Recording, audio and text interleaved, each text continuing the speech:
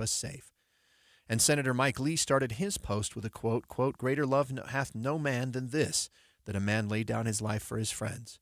He went on to say, quote, "Please join me in praying for these heroic officers, their families, and the community of Tremonton in the wake of this tragedy." Our top national story this hour from ABC News. Ukrainian President Zelensky will meet with President Trump today. Zelensky expected to show up to the White House today, flanked by several European leaders, including the French president, the German chancellor, the British prime minister, and the Italian prime minister. Zelensky says it's Putin that is bluffing, warning he's using a summit with Trump as a photo op. ABC News senior political correspondent Rachel Scott reporting. Your money at this moment, the Dow's up 18 points to 44,964. Coming up, we could hit triple digits again by tomorrow. KSL Weather's next. KSL News Time, 9:01. A reminder about the simplest way to get updated for your day. Hit your KSL preset when you jump in the car, and we'll take care of the rest. Hear key news updates and traffic reports. Andy and Amanda from 5 to 9 in your car. KSL News Radio at 102.7 FM. Hi, this is Doug Wright. For years now, I've been telling you about Kinetico soft water systems that use 2/3 less salt than the others. But I've never told you exactly how they do that. Well, there are several ways, so consider this as part one in a series. Most of the softeners out there use a finicky, hard-to-adjust computer to guesstimate when to cycle, and it errs on the side of cycling too often, which means it'll burn through way too much salt way too soon. Kinetico is different. It has an all-mechanical system that measures the water precisely. No computer, no guesstimating, so it cycles only when needed. The result? Kinetico delivers perfectly soft water 24/7 using minimal salt. So why not save your lower back from carrying the 3 bags of salt when all you need is 1? Call Northern Utah's authorized Kinetico dealer, Kinetico Quality Water Systems of Salt Lake. Call them now, 801-576-8600, or log on to softwaterutah.com and tell them Doug sent you. I'm still going for it, even with higher stroke risk from atrial fibrillation, an irregular heartbeat not caused by a heart valve problem. Over a 3-year study, Eliquis apixaban tablets reduce stroke risk better than warfarin, and over 97% of Eliquis patients did not experience a stroke. A first stroke occurred in 2.9% of warfarin patients versus 2.3% of Eliquis patients. Don't stop prescription Eliquis without asking your doctor. Stroke risk may increase. Eliquis can cause serious and potentially fatal bleeding. Don't take if you have an artificial heart valve, abnormal bleeding, or antiphospholipid syndrome. While taking, you may bruise more easily or bleed longer. A spinal injection increases blood clot risk, which may cause paralysis. Get medical help right away for unexpected bleeding or bruising, or back pain, tingling, numbness, muscle weakness, or incontinence. Aspirin products, NSAIDs, SSRIs, SNRIs, and blood thinners increase bleeding risk. Tell your doctor about planned medical or dental procedures. Learn more at Eliquis.com or call 1-855-ELIQUIS. Traffic and weather together brought to you by Mountain America's MyStyle checking account. Here's Jason Jones. It is kind of weirdly slow southbound I-15 just past the south interchange, and this heavy traffic there. We're not really seeing any accidents. I haven't found one on the cameras and no reports of one either, but it's actually moving slower than the northbound side. Neither one is moving drastically slow, but it is definitely heavier if you're on southbound I-15. Now, remember Pioneer Crossing, we have this accident between 5th West and 11th West. That's causing heavy delays as you try to get over to I-15. Likewise, 2100 North also remains heavy trying to get over to I-15, but I-15 itself in Utah County is looking much better than it was before. Power up your space with Camson Electric. Trusted, skilled, and ready for your next project. From lighting to full installs, they've got you covered. Visit CamsonElectric.com and let's get started today. I'm Jason Jones in the KSL Traffic Center. KSL weather today will be sunny, hot, and dry, but it's only going to get worse tomorrow, up to 99. Wednesday could hit 100 degrees once again. Right now it's sunny and 75 degrees in Salt Lake City. I'm Andy Farnsworth from the KSL Common Spirit Health Studios. Listen online at kslnewsradio.com. We're Utah's news, traffic, and weather station. The all-new Inside Sources. Your inside access to the people and policies shaping Utah's future. Here are Greg Skordas and Holly Richardson on KSL News Radio. Holly, our friends and families who are involved in the law enforcement community recognize that any time a law enforcement officer goes to work, they could be walking into a dangerous situation. And last night in Tremonton, up in Box Elder County, was no exception. We are hearing that 2 police officers from the Tremonton Garland Police Department were shot and killed in response to what appears to have been a domestic violence call. Several 911 calls were made to a certain location in Tremonton. Officers responded. Shots were fired by an individual inside the house who is now in custody. We're hearing 2 officers were killed. A 3rd officer from the Box Elder County Sheriff's Office and his canine were injured. I think they're still in the hospital, but this is just something that's rocked that community like nothing else. Yeah, it's just so tragic. One of the things that I have heard, and you can probably confirm this, but domestic violence calls are some of the most volatile and sometimes some of the most dangerous that police officers respond to. Oh, they absolutely are, and police officers know that. It's odd because you respond to a family situation. It's not like an armed robbery or something like that, a family situation, but so much emotion and so much tension goes into things like that. Here's Brigham City Police Chief Chad Reyes. Tragedies like these rock the entire community, state, and even nation.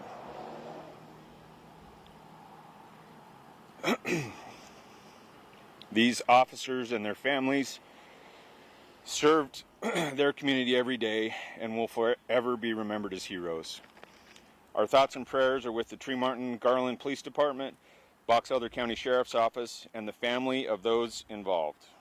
We're grateful for the swift response from multiple agencies from Box Elder, Weber, and Cache counties. And you can just hear the emotion in his voice. I mean, it's a small department. I think that it probably has about 24 police officers, 2 of them shot and killed. I mean, that whole community is tight. They know each other. It's the kind of area where the law enforcement officers probably knows some of the people in the community that they were responding to. I'm sure that's the case. And, it was the Brigham City Police Chief who was just speaking. And the reason he was there is because the Tremonton Police Chief was dealing with family and his officers and stuff this morning. On August 17th at 21:02 hours, so 9:02 p.m., the Box Elder Communications Center received multiple 911 hang-ups from an address near 700 North, 200 East in Tremonton, Utah. An officer from the Tremonton Garland Police Department responded and began speaking with an occupant of the home who was reporting an apparent domestic disturbance, at which time a male emerged from the residence with a firearm. The male opened fire on the officer, striking and killing the officer. A second officer with Tremonton Garland Police Department responded to assist the first and was immediately fired upon by the same male suspect. The second officer was also struck and killed by the suspect's gunfire. A third officer deputy from the Box Elder County Sheriff's Office had also been dispatched to assist, and as they arrived in the area, the suspect fired several rounds into the deputy's vehicle, striking the deputy and the deputy's police service dog. After being hit by gunfire, the deputy and police service dog remained in their vehicle and were subsequently evacuated to an area hospital and specialty veterinary clinic where they received medical treatment. Both are recovering and in fair condition now. After firing upon these officers and police service dog, the suspect was convinced to put down his weapon by bystanders, and he was immediately taken into custody by additional responding officers. Due to the level of violence and lack of information precipitating this incident, SWAT teams responded to clear the home and verify no continued threat remained. The suspect was booked into the Box Elder County Jail on charges of aggravated murder.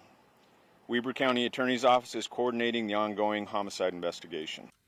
And, of course, it would be handled by Weber County because the Box Elder County would arguably have a conflict involving investigating and prosecuting a case that involves their own law enforcement community. So just to make sure that there's no semblance of a conflict of interest, not that there necessarily would be, Weber County's handling the case, it sounds like. Yeah. Look, one of the things that stood out to me about this story is that there was a bystander who was able, probably a neighbor, able to convince the shooter to put down the weapon. And we have on the line with us KSL News Radio's Adam Small. He's live in Tremonton, and he's been speaking with some neighbors this morning. What kind of update can you give us, Adam? Hey, good morning, guys. Yeah, so I've been speaking with a couple of neighbors here, and the best adjective I can use to describe this neighborhood right now is disbelief. They're are people just driving past this house, which sits right on the corner of the intersection of 700 North and 200 East.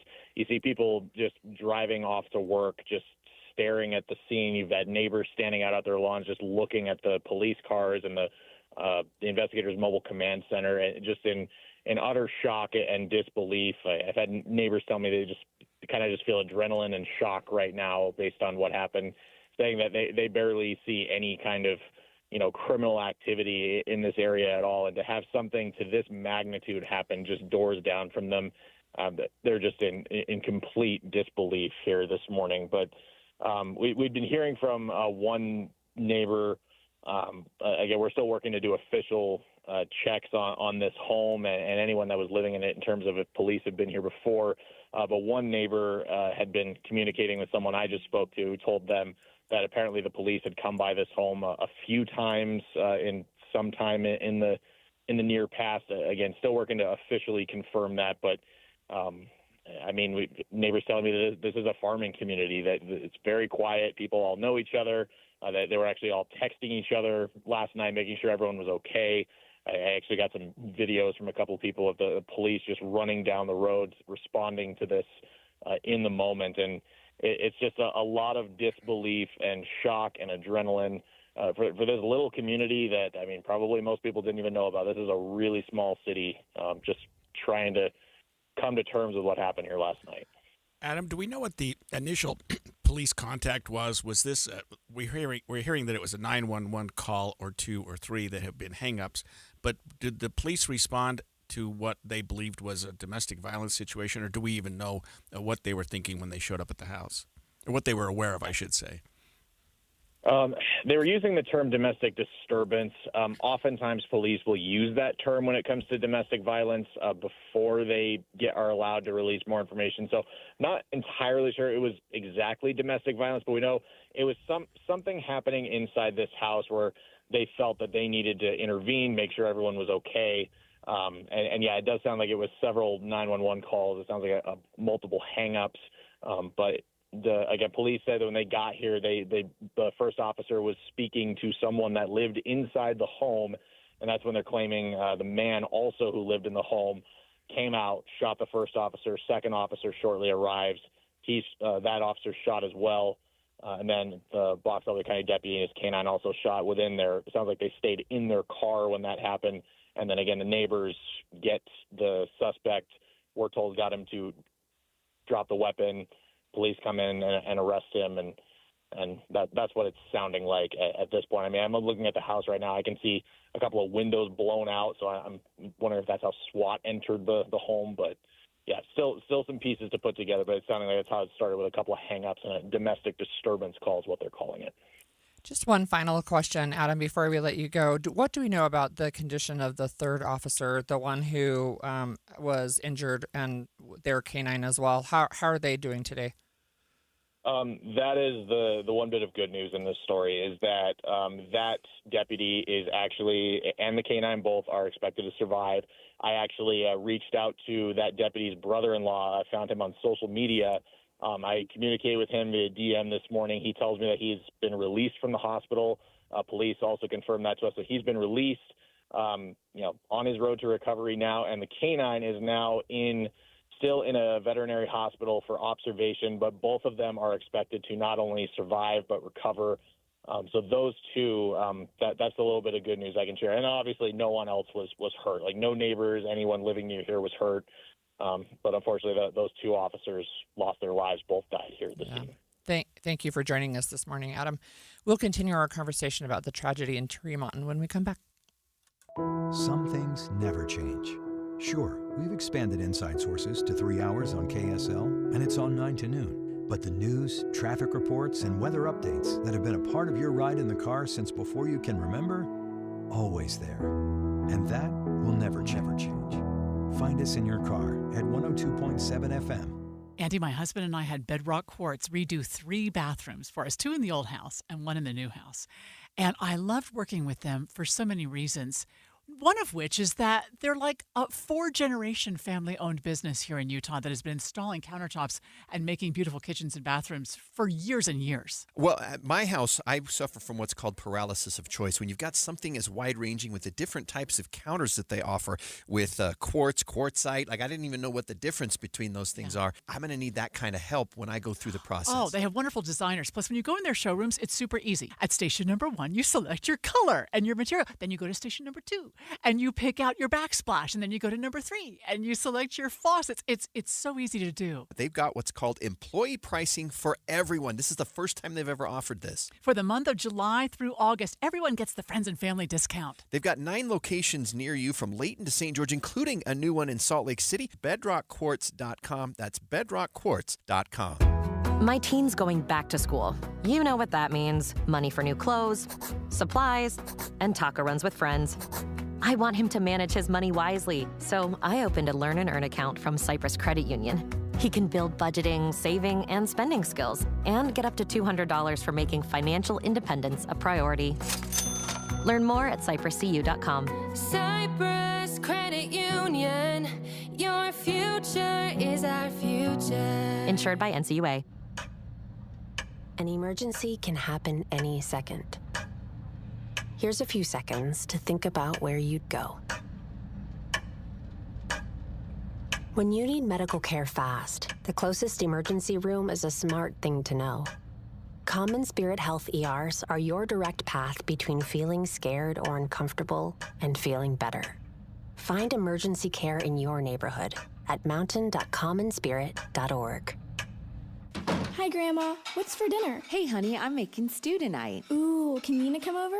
I'm not sure about our new friend. I wonder if there's been any drinking going on. Alcohol at her age can lead to so many bad things. I've been meaning to ask you, what would happen if someone offered you a drink?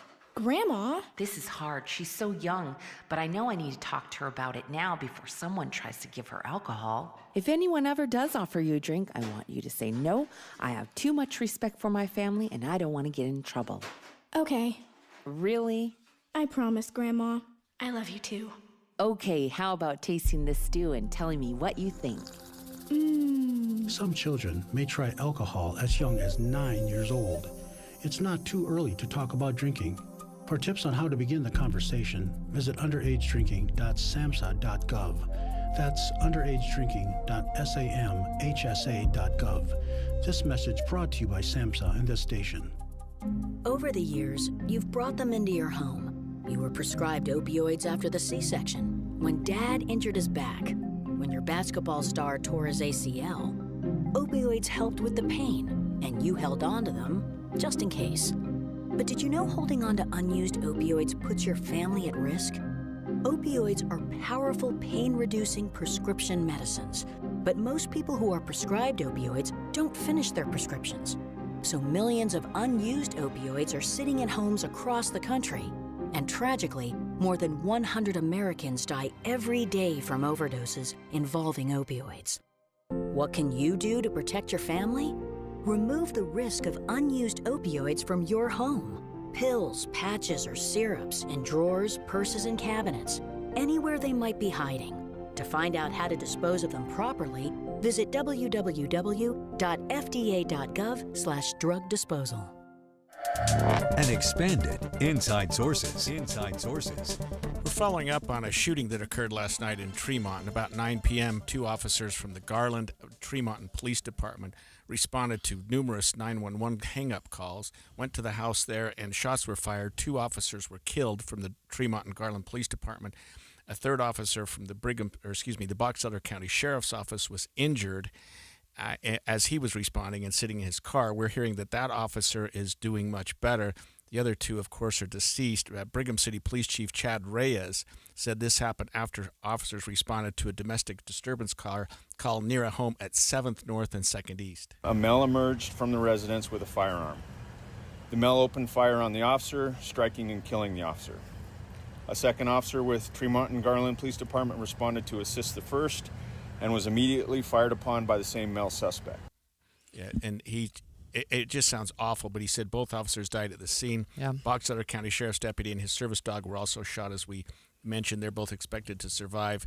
The man accused of pulling the trigger, and of course he's presumed innocent right now, is currently I assume in the Box Elder County Jail on suspicion of aggravated murder. Right, and that's a question I have for you.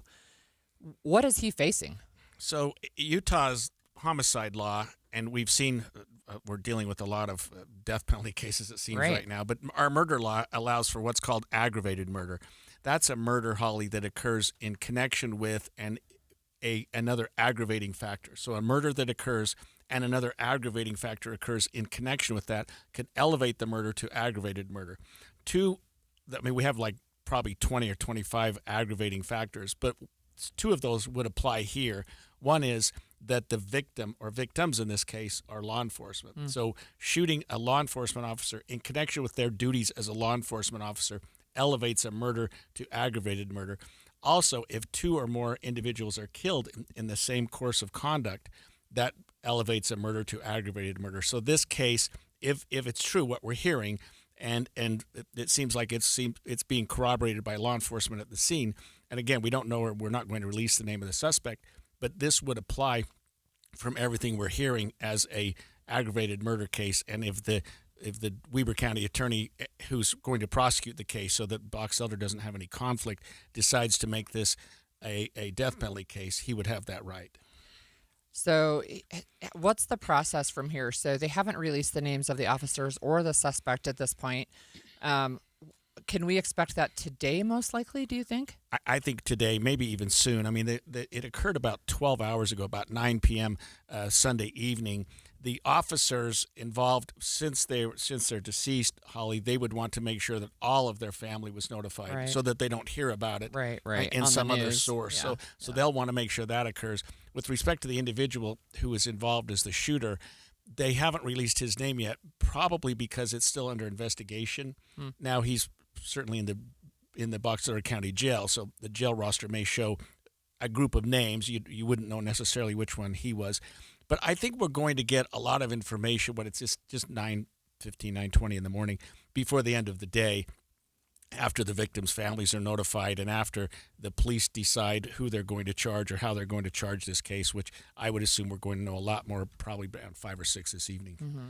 One of the things that stood out to me as I heard this story being reported on as I drove in this morning was that there was a procession of police escort basically for these two officers who were shot and killed to go from Tremont and down to the medical examiner's office. And I found that just to be very moving. Yeah, I mean, what happened was when it occurred, several agencies responded, including agencies from law enforcement from Weber County, the neighboring county to the south, from Cache County, which is the Logan area, and Box Elder County. So there was there was a significant number of law enforcement officers present when they started the procession to take the officers to the Salt Lake medical examiner's office.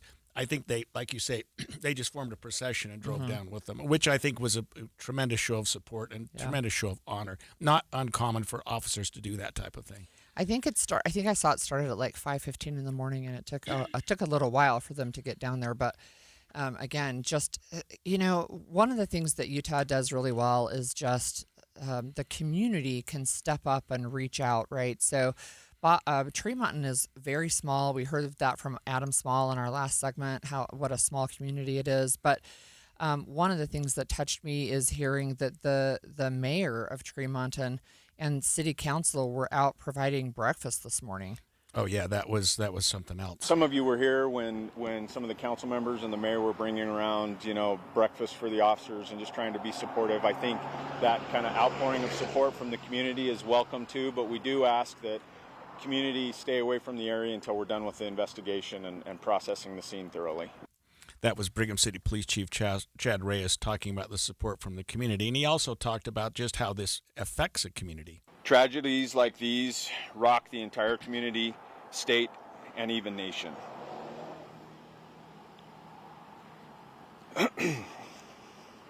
These officers and their families served their community every day and will forever be remembered as heroes.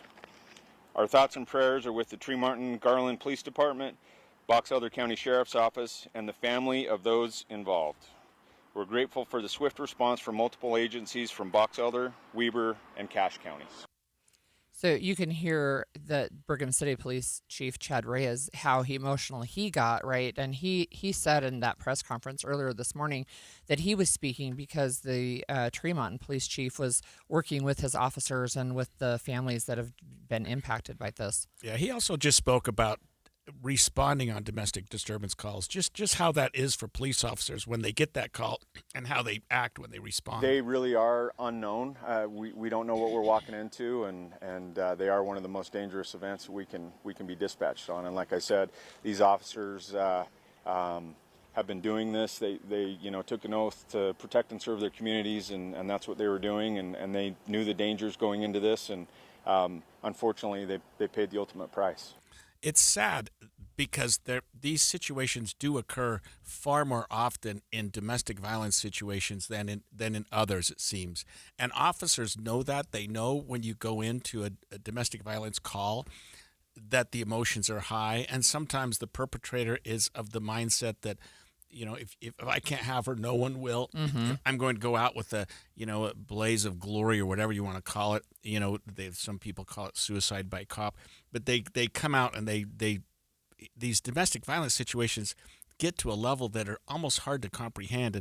And we do so much in Utah. We do a very, very, very good job dealing with domestic violence situations, but you can't always prepare for something like this.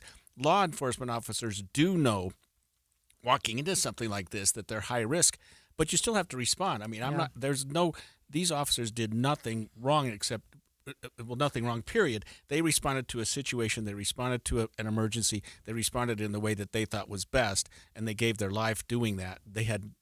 Obviously, you can't just not respond on a domestic violence call, and you do what you can to protect yourself and of course, the victim. Yeah. And it seems to me that they did protect the victim, whoever was making the 911 calls. Right, and we don't know all of those details yet. We do know where the house is located, and there are now some pictures on social media where the windows there are several windows that are broken out. We know that a SWAT team was called to come in and make sure the house was safe, even though the suspect had already been arrested, but that was an additional responding team to have SWAT there. But one of the things that always stands out to me when I am reminded that domestic violence calls, or in this case they're calling it domestic disturbance, but that these are dangerous situations for police officers, I always have to think about how scared that potential victim was in the house, and how much their life was and is in danger. And this is a response in a small sort of bedroom community, Tremont and Garland area, domestic disturbance call. Officers respond on a Sunday night at 9 o'clock. I mean, the time when you would think, okay, we're going to go take care of this situation. We're going to calm things down. And I know officers are on high alert all the time. These cases are just they're so fraught with problems that, and you can't just respond to every situation with guns drawn and assuming the worst. Right. I mean, officers can't do that because I'm sure these officers had responded to 20 prior similar calls with nothing. And so not that their guard is down, but their guard just isn't on this extraordinarily high alert. And they have to respond anyway. You can't just avoid it thinking that something horrible might be happening inside the house. Yeah. We've had multiple of Utah's leaders reach out, at least online, and talk about what a tragedy it is. Both of our U.S. senators have said something. The governor said something. I've seen something from Congressman Burgess Owens. I'm sure there will be more throughout the day as we get additional details. Right, and we'll continue to follow the latest developments on this shooting in Tremont, and it killed 2 police officers throughout today's show. Next up, President Trump is meeting with Ukraine's President Zelensky and other European leaders in the White House. Remember how this went last time. We'll have more after the break. 9:30 at KSL News Radio. I'm Andy Farnsworth. KSL's top local story this hour. 2 police officers are dead after responding to a domestic disturbance in Tremonton last night. The officers were reportedly shot when approaching the home. Investigators say it was near 700 North and 200 East. Another officer and a K-9 are injured but are recovering and expected to survive. Brigham City Police Chief Chad Reyes provided an update on the officers' conditions this morning and was visibly emotional during the update. Tragedies like these rock the entire community, state, and even nation.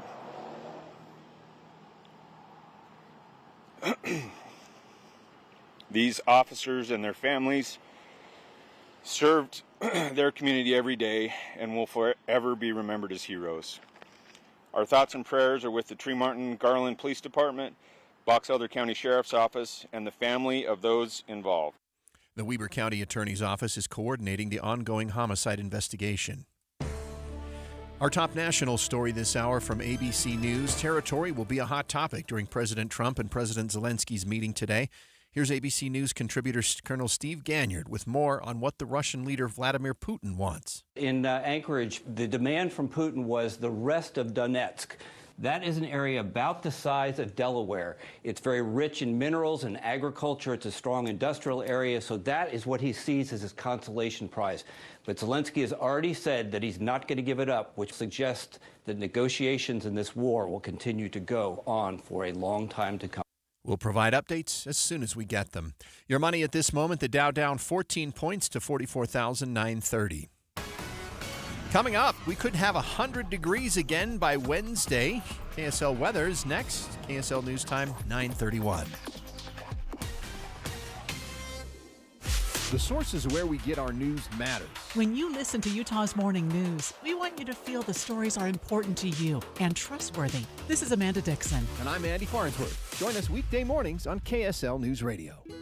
Whether you're building your $1 million dream home, giving your current home a facelift, or just trying to get it out of the minor leagues, Peach Windows and Doors brings the big league look. Modern style, energy efficiency, clean lines, tough builds, and curb appeal that hits like a home run. Not sure what you need? No sweat. Peach has the coaching staff to get your home in the game. No pressure, no gimmicks, just solid game plans and pro-level results to help you knock it out of the park. Come see for yourself big, beautiful windows that bring the outside in. Visit Peach Windows and Doors showroom, big enough to spark ideas, small enough to feel right at home.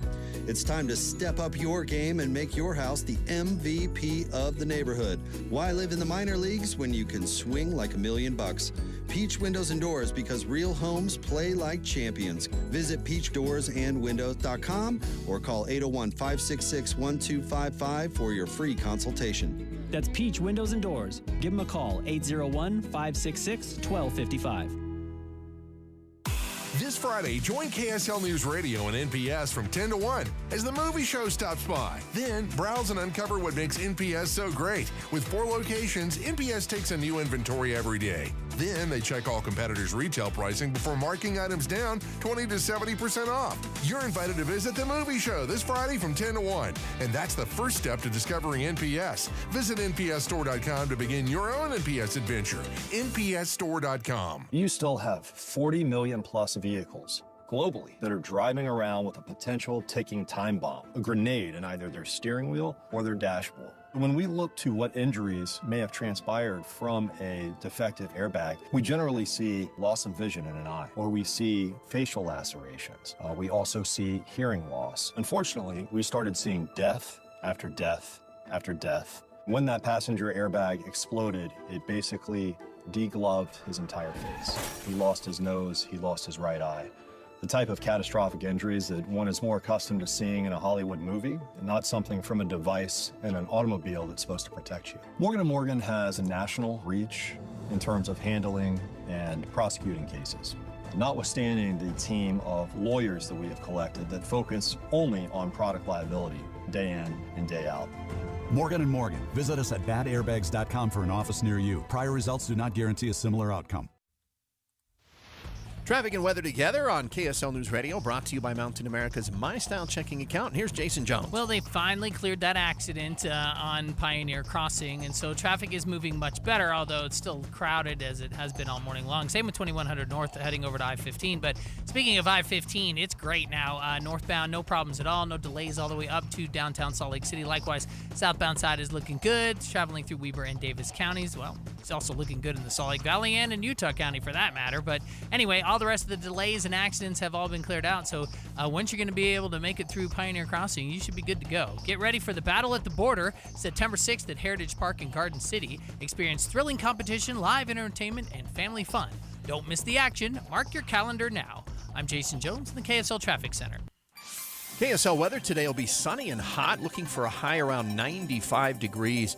Tomorrow could be up to 99. Wednesday, 100, and then it kind of backs off a tiny bit. It's going to be another hot week, even as kids go back to school in full this week. Right now, it is 79 degrees and sunny in Salt Lake City. I'm Andy Farnsworth from the KSL Common Spirit Health Studios. Listen online at kslnewsradio.com. We're Utah's news, traffic, and weather station.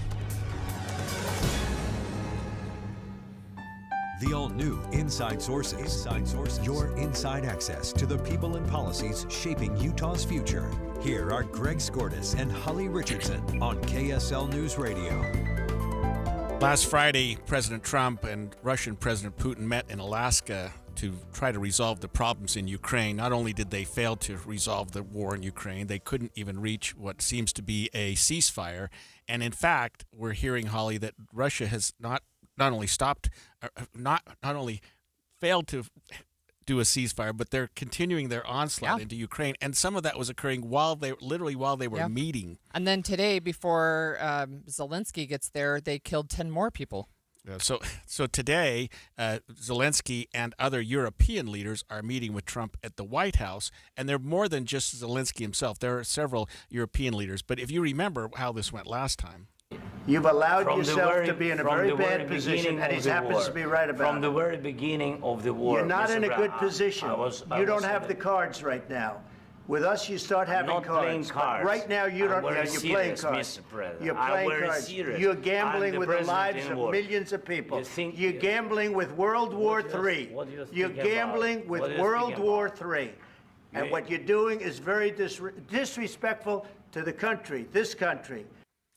Honestly, it's so embarrassing. Bad start. So look, there's a lot to unpack here. So as you mentioned, when we were on Friday, we were talking about the meeting with Putin and Trump in Alaska, and it hadn't happened when we finished our show.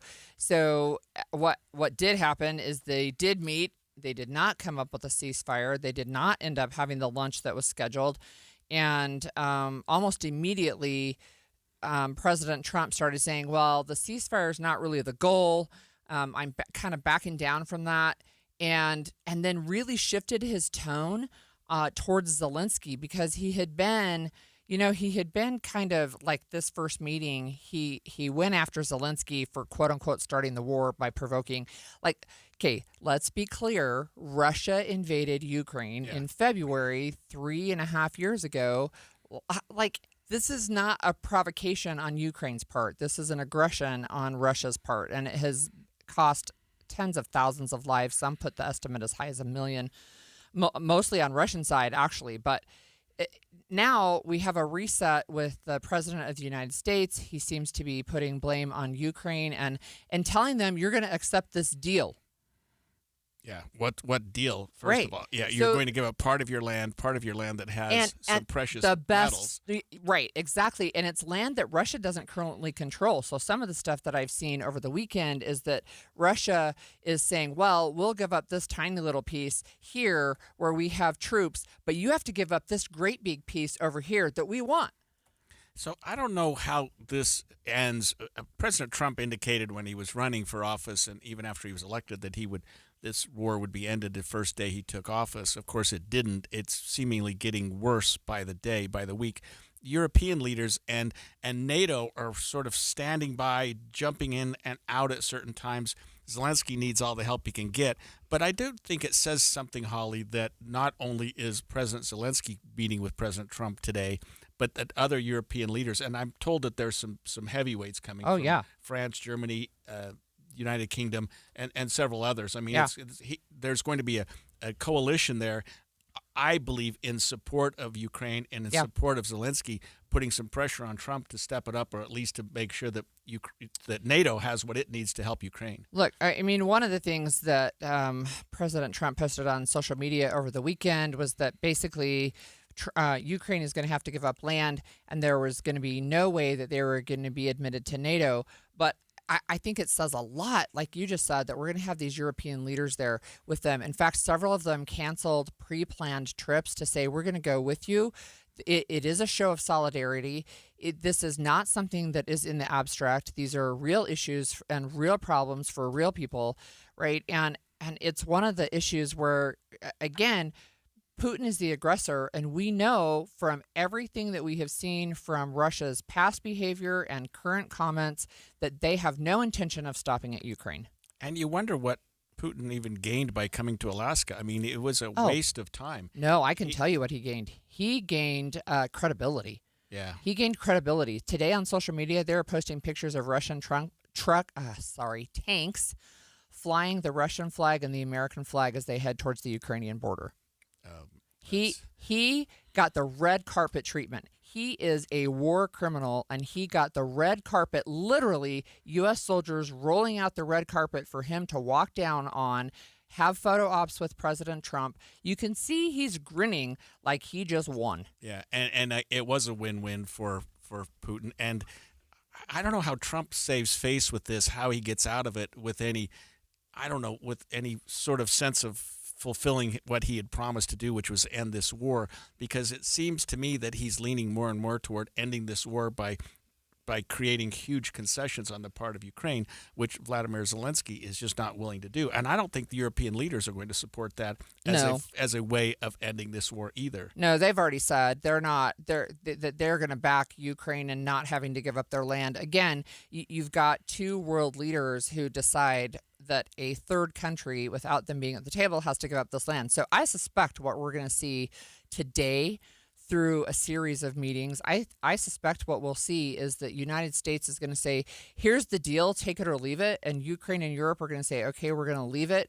And then I think we might see the United States back away again. I'm already seeing Marco Rubio saying, well, this could just end up being Ukraine's problem. It's not America's problem. Yeah, I don't know how we get out of it, though, especially if NATO is going to get involved. And we've sort of stood back from NATO a little bit and said, look, we're not going to supply weaponry to the war. We're going to supply it to NATO, and they can do what they want with it to keep the U.S.-Russia situation from not escalating too much. But Trump last night said Zelensky and Ukraine can end this right now if they want to, but they don't seem to want to do that. But it's not nearly that easy. And Ukraine would end it if Russia would pull out, right? If Russia would stop shooting.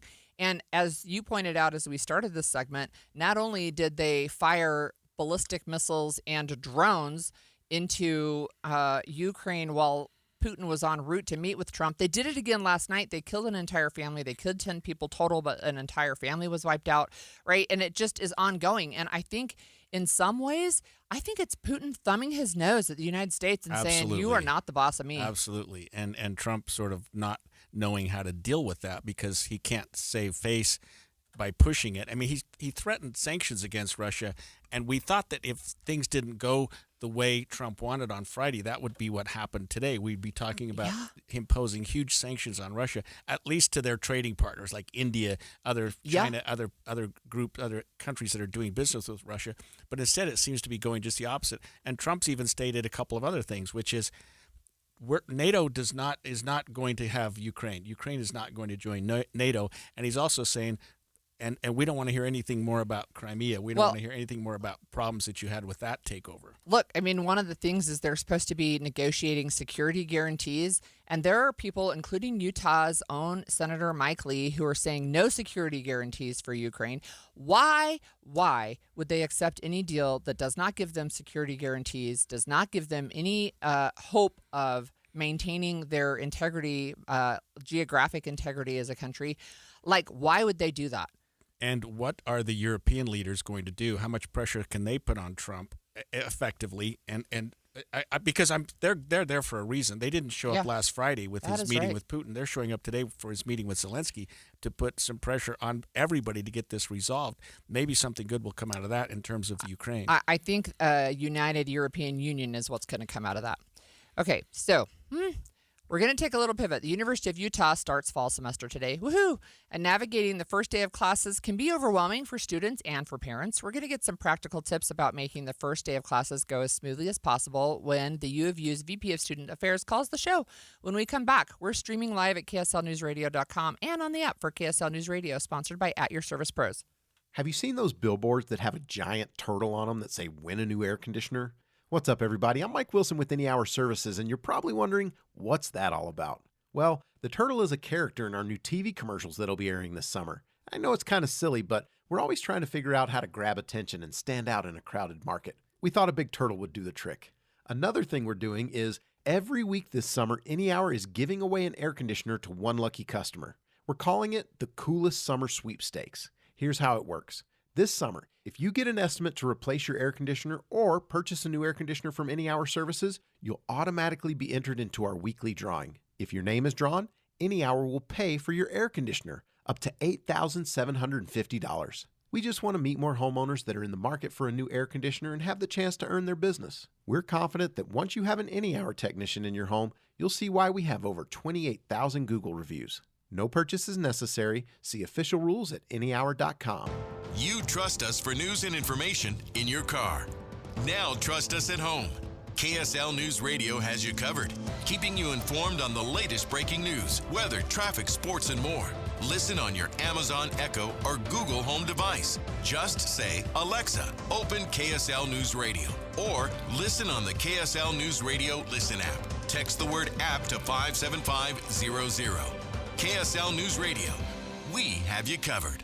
Hi friends, Dan the Laptop Man here from PC Laptops. In celebration of over 32 years of serving humans in Utah with their computer and tech needs, we've slashed our prices. And these are the new 2025 models. Here's the deal. You can get our new 2025 S1 desktop with a blazing Ryzen 5 processor, 16 gigs of RAM, and over a terabyte of blazing fast storage on this promotion. We also have our new 2025 SM3 laptop with the Intel i5 processor, 16 gigs, and over a terabyte of storage for $999. You can take one home today for $999.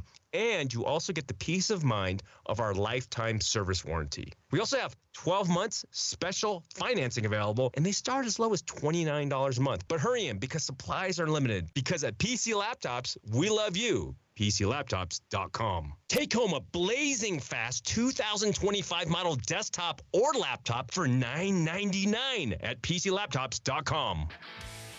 This is the story of the one. As a lineman, he does whatever it takes to keep the power on in his community. And he wants a partner like Grainger who does the same. Grainger offers the professional-grade products he needs, from voltage detectors to harnesses to hard hats, plus fast, dependable delivery, so he can rise to every challenge. Call 1-800-GRAINGER, click Grainger.com, or just stop by. Grainger, for the ones who get it done. Tired of hearing scary radio ads about the IRS? Tax Relief Advocates is different. TRA is here to tell you that if you owe money to the IRS, whether it's $5,000 or $500,000, we have a solution. TRA can eliminate or reduce what you owe to the IRS with zero risk to you. We have over 1,000 5-star reviews on Google and an A+ with a BBB. End your tax nightmare today by visiting TRA.com or call 800-583-6681. That's 800-583-6681. Announcing Sharing Aloha. See the people behind Hawaii's #1 attraction, the Polynesian Cultural Center. In theaters August 29th. See trailer. Get tickets. Enter to win a Hawaiian getaway. SharingAlohaTheMovie.com. Most of us like to be out in the sun. That's why sunscreen and other safety measures are key to protecting your skin from aging and cancer. The FDA recommends using a sunscreen with a sun protection factor, or SPF, of 15 or higher. Also, look for broad spectrum on the label. That means both harmful ultraviolet A and B rays are blocked. UVA rays age the skin, UVB rays burn, and both cause cancer. But the perfect sunscreen doesn't count if you use it wrong. Don't need sunscreen on a cloudy day? Wrong. 80% of UV rays still get through the haze. Only use sunscreen at the beach? Nope. Anytime you're outside, UV rays attack the skin, so you need protection. And you have to reapply sunscreen every 2 hours. Remember, SPF plus broad spectrum equal healthy fun in the sun. Visit www.fda.gov/sunscreen for more information. A message from the U.S. Food and Drug Administration. The new Inside Sources. This period of time marks a significant anniversary for me, Holly. 50 years ago, 5-0, I was starting the University of Utah. I had just graduated from high school, starting up at the University of Utah. I didn't really have a lot of experience. I had no friends or family that had attended a university before, so I was trying to negotiate. You were a first gen. Exactly, absolutely. Wow. Paying for school, paying for books, getting to school, getting from classroom to classroom, because it's not like you go down hall 3 and hall 4. You're walking into a different area. I mean, I was scared to death. I also thought it was really interesting, the whole university experience. I remember starting with chemistry and physics and math. I was sort of a geek engineering major, but to me, it was overwhelming. It really was. And I was scared to death, but it ended up working out okay. It just took a little while before I could get my legs underneath me. So you have a little more experience than I do. I was a new student at BYU.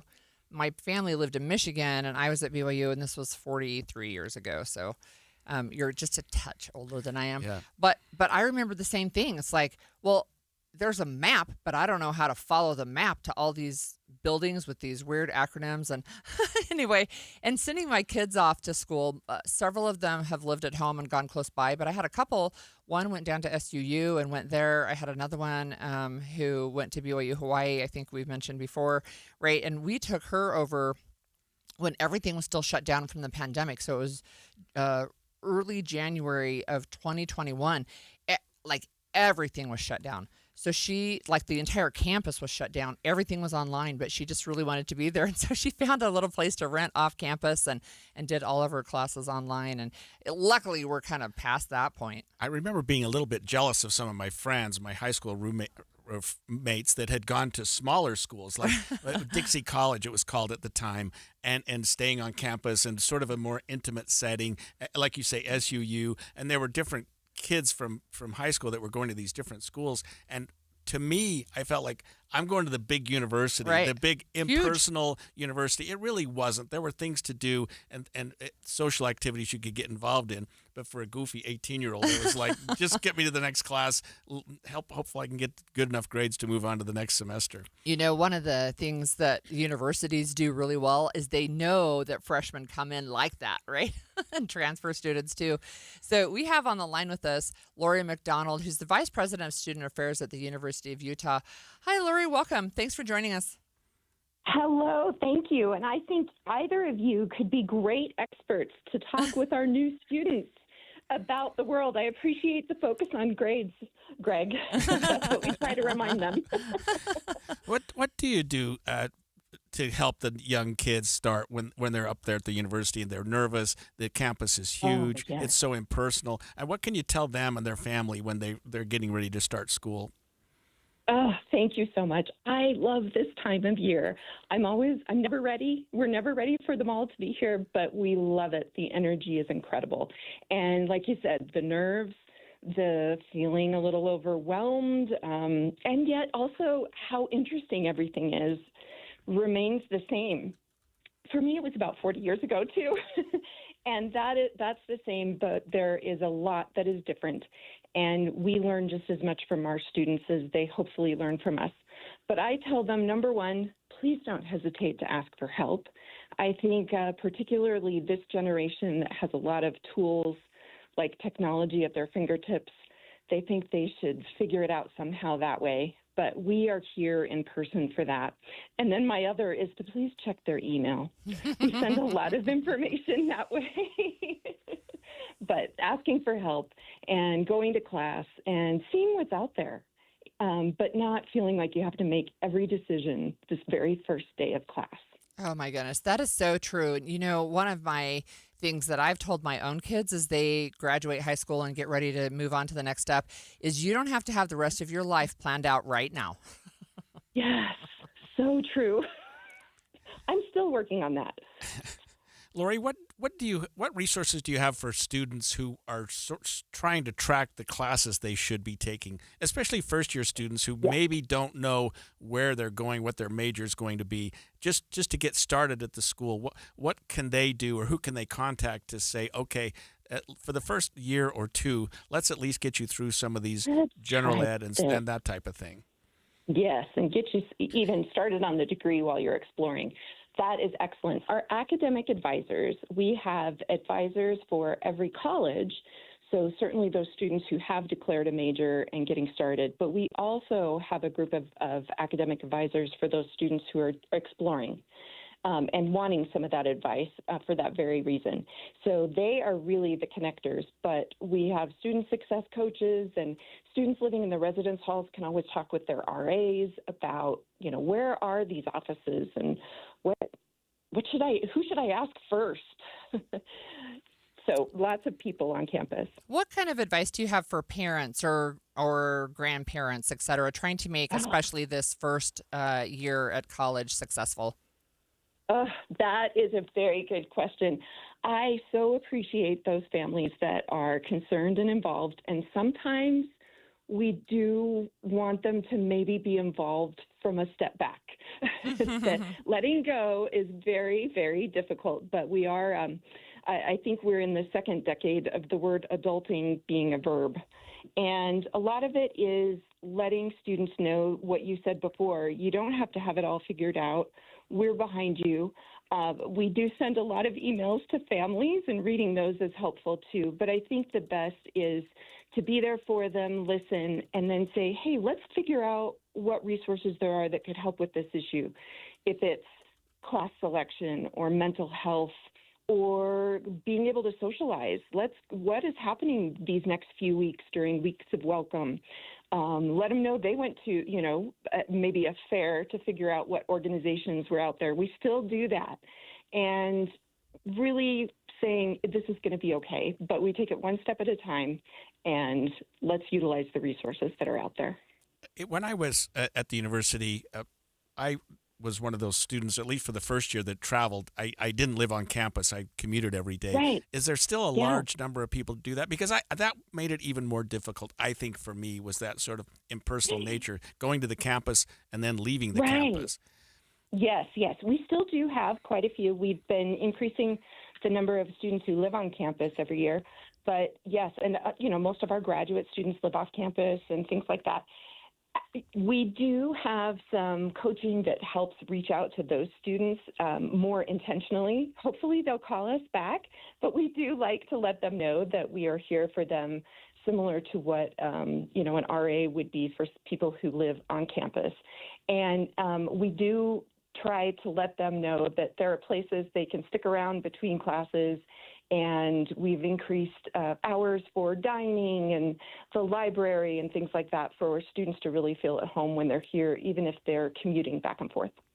So you've already mentioned briefly some resources for mental health. What are you seeing with your incoming students typically with their mental health? This generation is so much better at talking about these issues than ours were. I really appreciate it. While there's still some stigma, it is something they talk about with their peers, and they expect for us to have opportunities for them to talk about it and name it. And so while we do have the counseling center, we also have virtual counseling that is available 24/7. And we do have a lot of group projects, group support groups, a meditation room. We have opportunities for students to think about wellness in general, and that's not just mental health. It's physical health and nutrition. It's financial health and social engagement. And they can talk about it either through some of these digital and virtual means or in person. Thank you, Lori. That was Dr. Lori McDonald, Vice President of Student Affairs at the University of Utah. And boy, things have certainly changed since I went there 50 years ago, because we didn't get to check our email to see what was going on. We had to go look up on some board somewhere. Or social media. I know. Remember job boards, ride boards? Right, yeah, I remember those too. No email at the time. And the things that they have available for students now, I mean, it's always the the old day, when I went to school, everything was rough and everything was more difficult, but it really was more difficult. And I'm glad the university is making a more friendly environment. Not everyone is really excited when school starts. ER visits spike, and so do calls to the Utah Safe app. We have a special 30 minutes on your child's mental health and resources available with Representative Steve Elison after the break. KSL FM Midvale. KSL Salt Lake City. From the KSL Common Spirit Health Studios, this is KSL News Radio. Utah's news, traffic, and weather station. 10 o'clock at KSL News Radio. I'm Andy Farnsworth. KSL's top story this hour. Well wishes are pouring in from around the country after 2 Tremont and Garland police officers were shot and killed while responding to a domestic disturbance call last night. We're being told by investigators the first officer was talking to one of the people living inside the home when a man came out and started shooting. A second officer arriving as backup was also shot and killed. Crystal Beck is a detective with Brigham City Police. I don't think it's easy for big towns. I don't think it's easy for anyone in your community to be injured. A Box Elder County Sheriff's deputy and his canine were also shot when they responded, but they are expected to survive. The alleged shooter is now in jail on suspicion of aggravated murder. We have a team of reporters following this story, and we'll have updates throughout the day. Our top national story this hour from ABC News. Ukraine's president returns to Washington, D.C. today to meet with President Trump in the Oval Office. ABC's Nicole D'Antonio has more. Overnight, Zelensky writing, Russia must end this war, which it itself started. And I hope that our joint strength with America, with our European friends, will force Russia into a real peace. Joining Zelensky at the White House today, a host of European leaders, including British Prime Minister Starmer, French President Macron, and German Chancellor Merz. Sources tell ABC News that Putin is demanding Ukraine give up the Donetsk region in exchange for stopping further attacks. Your money at this moment, perhaps the Ukraine talks having an effect on the markets. The Dow down 20 points this morning, 44,925 currently. Coming up, it's heating back up. KSL Weather's next. KSL News Time, 10:01.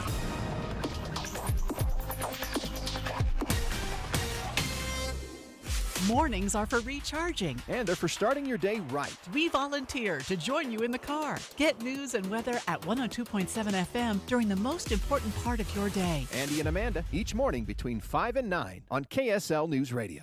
Everybody knows that exterior remodeling salespeople are all about the high-pressure sell. Am I right? Windows, siding, gutters, those suckers are going to twist your arm and get you to buy, or they won't leave your house at night. Tim Jr. here from RGS Exteriors, and I want you to know we don't have high-pressure cells. In fact, we don't even have salespeople. Nope, we have estimators. That's a huge difference. Estimators are trained to look at the entire scope of the project, to see and know if there are any problems, like rotten wood, wood-borne insects, or construction issues specific to your house or your neighbors. Salespeople are more concerned about playing those silly price games. Buy one, get one free, sign today and get 40% off, as if they didn't just jack the price up to give you a fake discount. RGS Exteriors estimators are going to give you a great quote. No games, no tricks, no nonsense. Call RGS Exteriors to quote your exterior project. Our number is 801-280-3110 or visit us at rgsutah.com. That's rgsutah.com. Hey Utah, think about the water in your home. Is it as good as it could be? Hi, this is the water boy, Colson Firmage, a third-generation Culligan man. Here at Culligan, our roots run deep. My grandfather started with Culligan over 5 decades ago, and that commitment to quality and service is stronger than ever. We understand Utah water, and we have the top-rated water filtration technology to make a real difference in your daily life. Imagine softer skin, longer-lasting appliances, and water that tastes truly refreshing. That's the Culligan promise. Maybe you're wondering about your current water system. Does it even work? We're offering free water tests for all makes and models. Just call us at 801-509-9602 or visit us online at culliganslc.com to schedule your free water test. And for a limited time, you can experience the Culligan difference and save. Receive $1,000 off a new Culligan water filtration system, plus enjoy the convenience of free salt delivery for a full year. Call 801-509-9602 or online at culliganslc.com. Culligan, water you'll love. Hi, this is Christina Ricci with RAIN. Every 2 minutes, another American is sexually assaulted. If you or someone you know has been sexually assaulted, you are not alone. Help is just a call or click away through the National Sexual Assault Hotline. Please call 1-800-656-HOPE. That's HOPE. or visit rain.org. That's RAINN.org. Brought to you by Rain and this station. Traffic and weather together on KSL News Radio, brought to you by Mountain America's My Style checking account. And here's Jason Jones. And we are now running pretty much accident and delay free, which is nice to see because it was a really, really busy morning. You may still be a little bit bunched up as you approach I-15 on Pioneer Crossing, but most of the delays from the earlier accident we had there are gone. I-15 itself rolling smoothly from Payson all the way up to Ogden, north and southbound. No delays, no accidents, no problems anywhere else that we're seeing either. I'm Jason Jones in the KSL Traffic Center. KSL weather today, sunny and high. Sunny and hot with a high of 95. Then it keeps heating up with 99 tomorrow and 100 degrees on Wednesday. And in the long-term forecast, we might actually get some rain as we head into the weekend. Right now, it's 81 degrees and sunny in Salt Lake City. I'm Andy Farnsworth from the KSL Common Spirit Health Studios. Listen online at kslnewsradio.com. We're Utah's news, traffic, and weather station. The all-new Inside Sources. Your inside access to the people and policies shaping Utah's future. Here are Greg Skordas and Holly Richardson on KSL News Radio. I mentioned in our last segment that it was 50 years ago that I was starting school at the University of Utah, and I don't exactly have PTSD from that, but I remember having some significant stress, I should say, earlier, like junior high for some reason was really hard for me, 7th grade, and I know a lot of people were struggling then too, because you're coming out of grade school when you're kind of a big deal, and then junior high with all these people you don't know or recognize. The Center for Disease Control says actually that ER hospital visits by children typically double right as kids head back to school. Here's ABC News medical correspondent Dr. Damien on how to help kids as they transition back into the classroom after their summer break. Anxiety is extremely common. A recent study shows that nearly 32% of adolescents experience some level of anxiety. That's nearly 1 out of 3. And I think it's important to understand it might look different. For children, for example, it can often present as physical symptoms, constant stomach aches that are unexplained, headaches that are unexplained, even frequent trips to the nurse while at school. If you don't have an understanding of why medically, it might just simply be that nervous feeling. Yeah, that's one of the things I guess that we're more and more aware of, right? I think when we were in school, people didn't really talk about it a lot. No, they didn't. It's in fact just the opposite. They sort of just said, press on and go to school and do what you need to do, and it's just part of growing up. And I mean, the bullying that we were always thinking was just around the corner. The fact that you had to sort of transition at a higher level of education, and there was just so much to moving on from one school to the next or to the next higher level of school that caused people a lot of stress, and I completely understand why ER visits go up this time of year. Yeah, so we have on the line with us Representative Steve Eliason, and he has really been a champion for mental health. And Steve, I wonder if you can talk to us about what you know about the going back to school and what kids and parents face. Oh, yes. Thanks so much for having me on, Holly and Greg. Now that we're back to school, something that we have seen for many, many years is just like the segment you played a minute ago as the lead-in, that we see an increase in visits to emergency rooms. We see a dramatic increase in the utilization of the Safe UT app by both students and parents. And then, of course, counseling centers are closed during the summer, but then they have a increased, workload as school comes back into session and all of the related stressors. So it's a really good time to talk about resources for students and parents at this important time of the year. Steve, what do you think it is about this time of year as kids transition from summer to school? Because you would think, and I've already told you my take that it wasn't all that pleasant, but you would think that it would be a really exciting time of year. But what is it that really causes some of these students this anxiety that we were talking about? Great question, Greg. I think for the vast majority of students, it is an exciting time of the year. But for some students, we know that through the Safe UT program that bullying is one of the most commonly reported tips.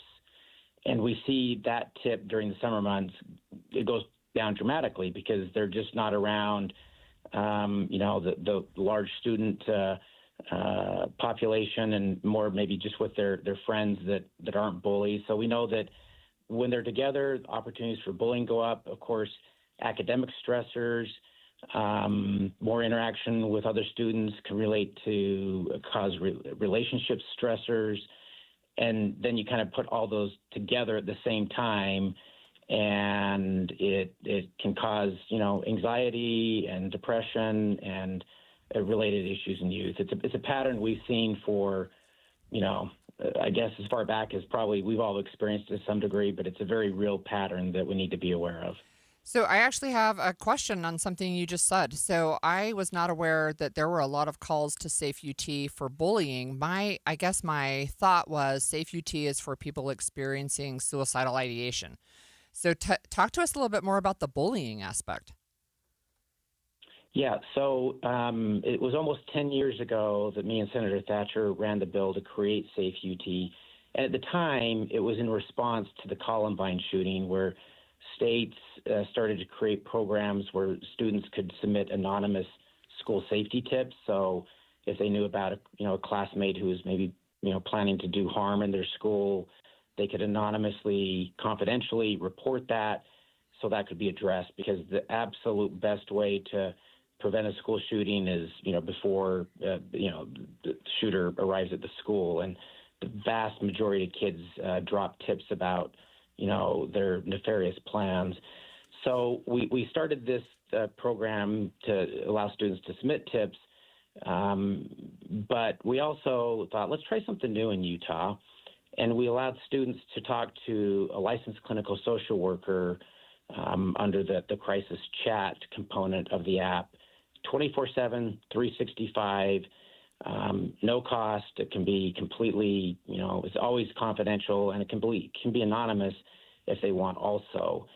Well, we've received thousands of school safety tips over the years, many of which have helped prevent acts of school violence. But what really took off in the app was students seeking crisis intervention.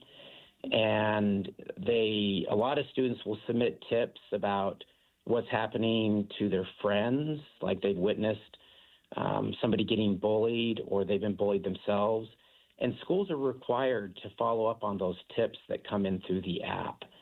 And we have a lot of different categories of tips that students can submit. That doesn't have to just be about a potential act of school violence. The majority of tips we get are in other categories, all important and serious categories, but bullying is usually first or second on the list of concerns that students are chatting about.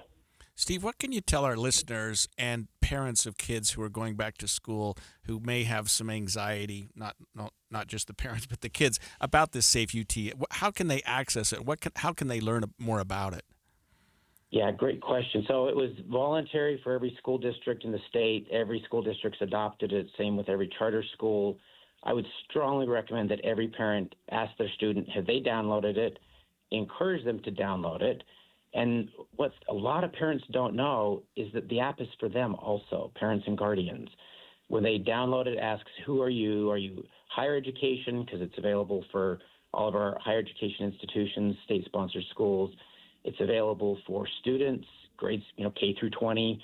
And then it's also available for parents and teachers. And so if a parent is needing some advice, they can either call or use the chat feature on the app to speak with a licensed clinical social worker. If you were to go book an appointment, you'd have to get your insurance out, find a time, probably get on a waiting list. Safe UT is there 24/7. They're going to respond within seconds. And so I'd encourage every parent to download it themselves and use it. If they don't have to be in crisis, their student doesn't have to be in crisis. If they're just saying, I'm seeing some abnormal behavior that's not like my child, I don't know what questions to ask. I don't know what to do. That crisis counselor can help walk that parent through what to say and what to do and what resources are available. Yeah, that is so interesting. Can you just really briefly, how many calls or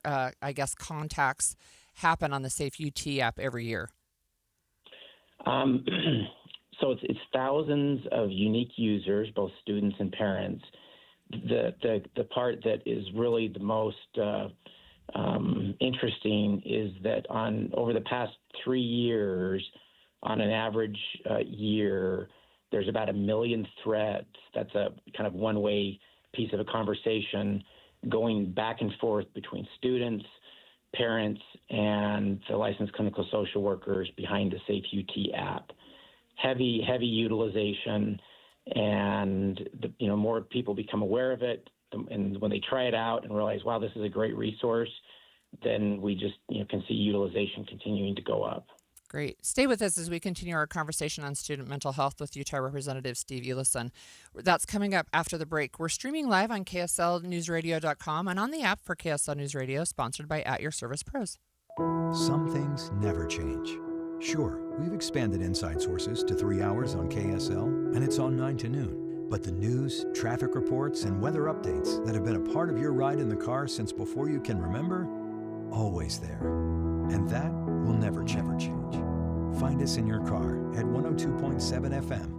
If you need new windows and you live in Utah, there's only one choice. There are other window companies, but they're more expensive and their windows aren't made in Utah for Utah's ever-changing climate. Advanced Window Products has been building state-of-the-art windows right here in Salt Lake for 39 years. And since they're the factory, they cut out the middleman and you save 30, even 40% on new windows. Plus, right now as they book for fall, Advanced Windows will give you $2,500 off on 10 windows or more. They build the windows, install the windows, and guarantee them for life. And since they're right here in Utah, if you have a problem years from now, just call them. They'll come over. Advanced Windows offers 0% financing, buy now, pay later. They're affordable. Get your new windows and get the energy savings before we get to winter. $2,500 off. Call them, 801-850-9100. That's 801-850-9100, or go to advancedwindows.com.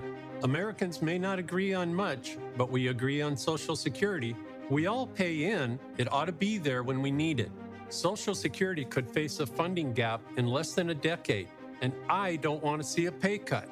I'm with AARP in the fight to protect the Social Security we earned. Pledge to protect Social Security at aarp.org/weearnedit. That's aarp.org/weearnedit. Paid for by AARP. Millions of Americans take medicine like Ozempic and Zepbound. Many of them are overpaying by thousands of dollars a year. These GLP-1 medications for diabetes, weight loss, and more may not always be covered by your insurance, but GoodRx can help. GoodRx helps you save every month on prescriptions at over 70,000 pharmacies nationwide. Best of all, it's free to use. Check GoodRx to save on GLP-1s. Just go to goodrx.com/GLP. That's goodrx.com/GLP. GoodRx is not insurance, but can be used instead of insurance, including Medicare and other federal and state-funded programs. I knew I was going to die that day. Tonight on KSL. You don't know what a monster looks like until it's too late. A true crime investigation. 6 to 8 young women disappeared. That isn't just digging up the past. Your podcast is definitely helping push this investigation. Get your first look at the podcast that's moving these cold cases forward. Justice needs to be given to the voices that he silenced. Stolen Voices, tonight at 10 on KSL and the KSL Plus app. This Friday, join KSL News Radio and NPS from 10 to 1 as the movie show stops by. Then, browse and uncover what makes NPS so great. With 4 locations, NPS takes a new inventory every day. Then, they check all competitors' retail pricing before marking items down 20 to 70% off. You're invited to visit the movie show this Friday from 10 to 1. And that's the first step to discovering NPS. Visit npsstore.com to begin your own NPS adventure. npsstore.com. Any Hour Services can make sure your AC keeps you cool this summer. Whether you need a tune-up, repair, or just a second opinion about replacing it, call Any Hour Services or visit anyhourservices.com. When it comes to vaping, the truth can get clouded. So let's make it clear. Vaping is not safe for kids, teens, or young adults. It's just not. Because vaping can put microscopic particles into your lungs. And dangerous things like metals and volatile organic compounds into your body. And nicotine, the same highly addictive substance found in regular cigarettes. Nicotine can harm a person's brain development through their mid-20s. affecting learning, memory, attention, and impulse control, and priming the brain for other addictions. Vaping products also come in kid-friendly flavors that can make them appealing to youth. And many kids also use other drugs, like marijuana, in vaping devices.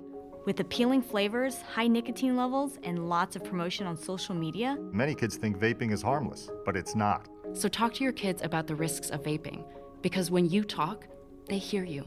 For more information, visit underagedrinking.samhsa.gov. Inside Sources.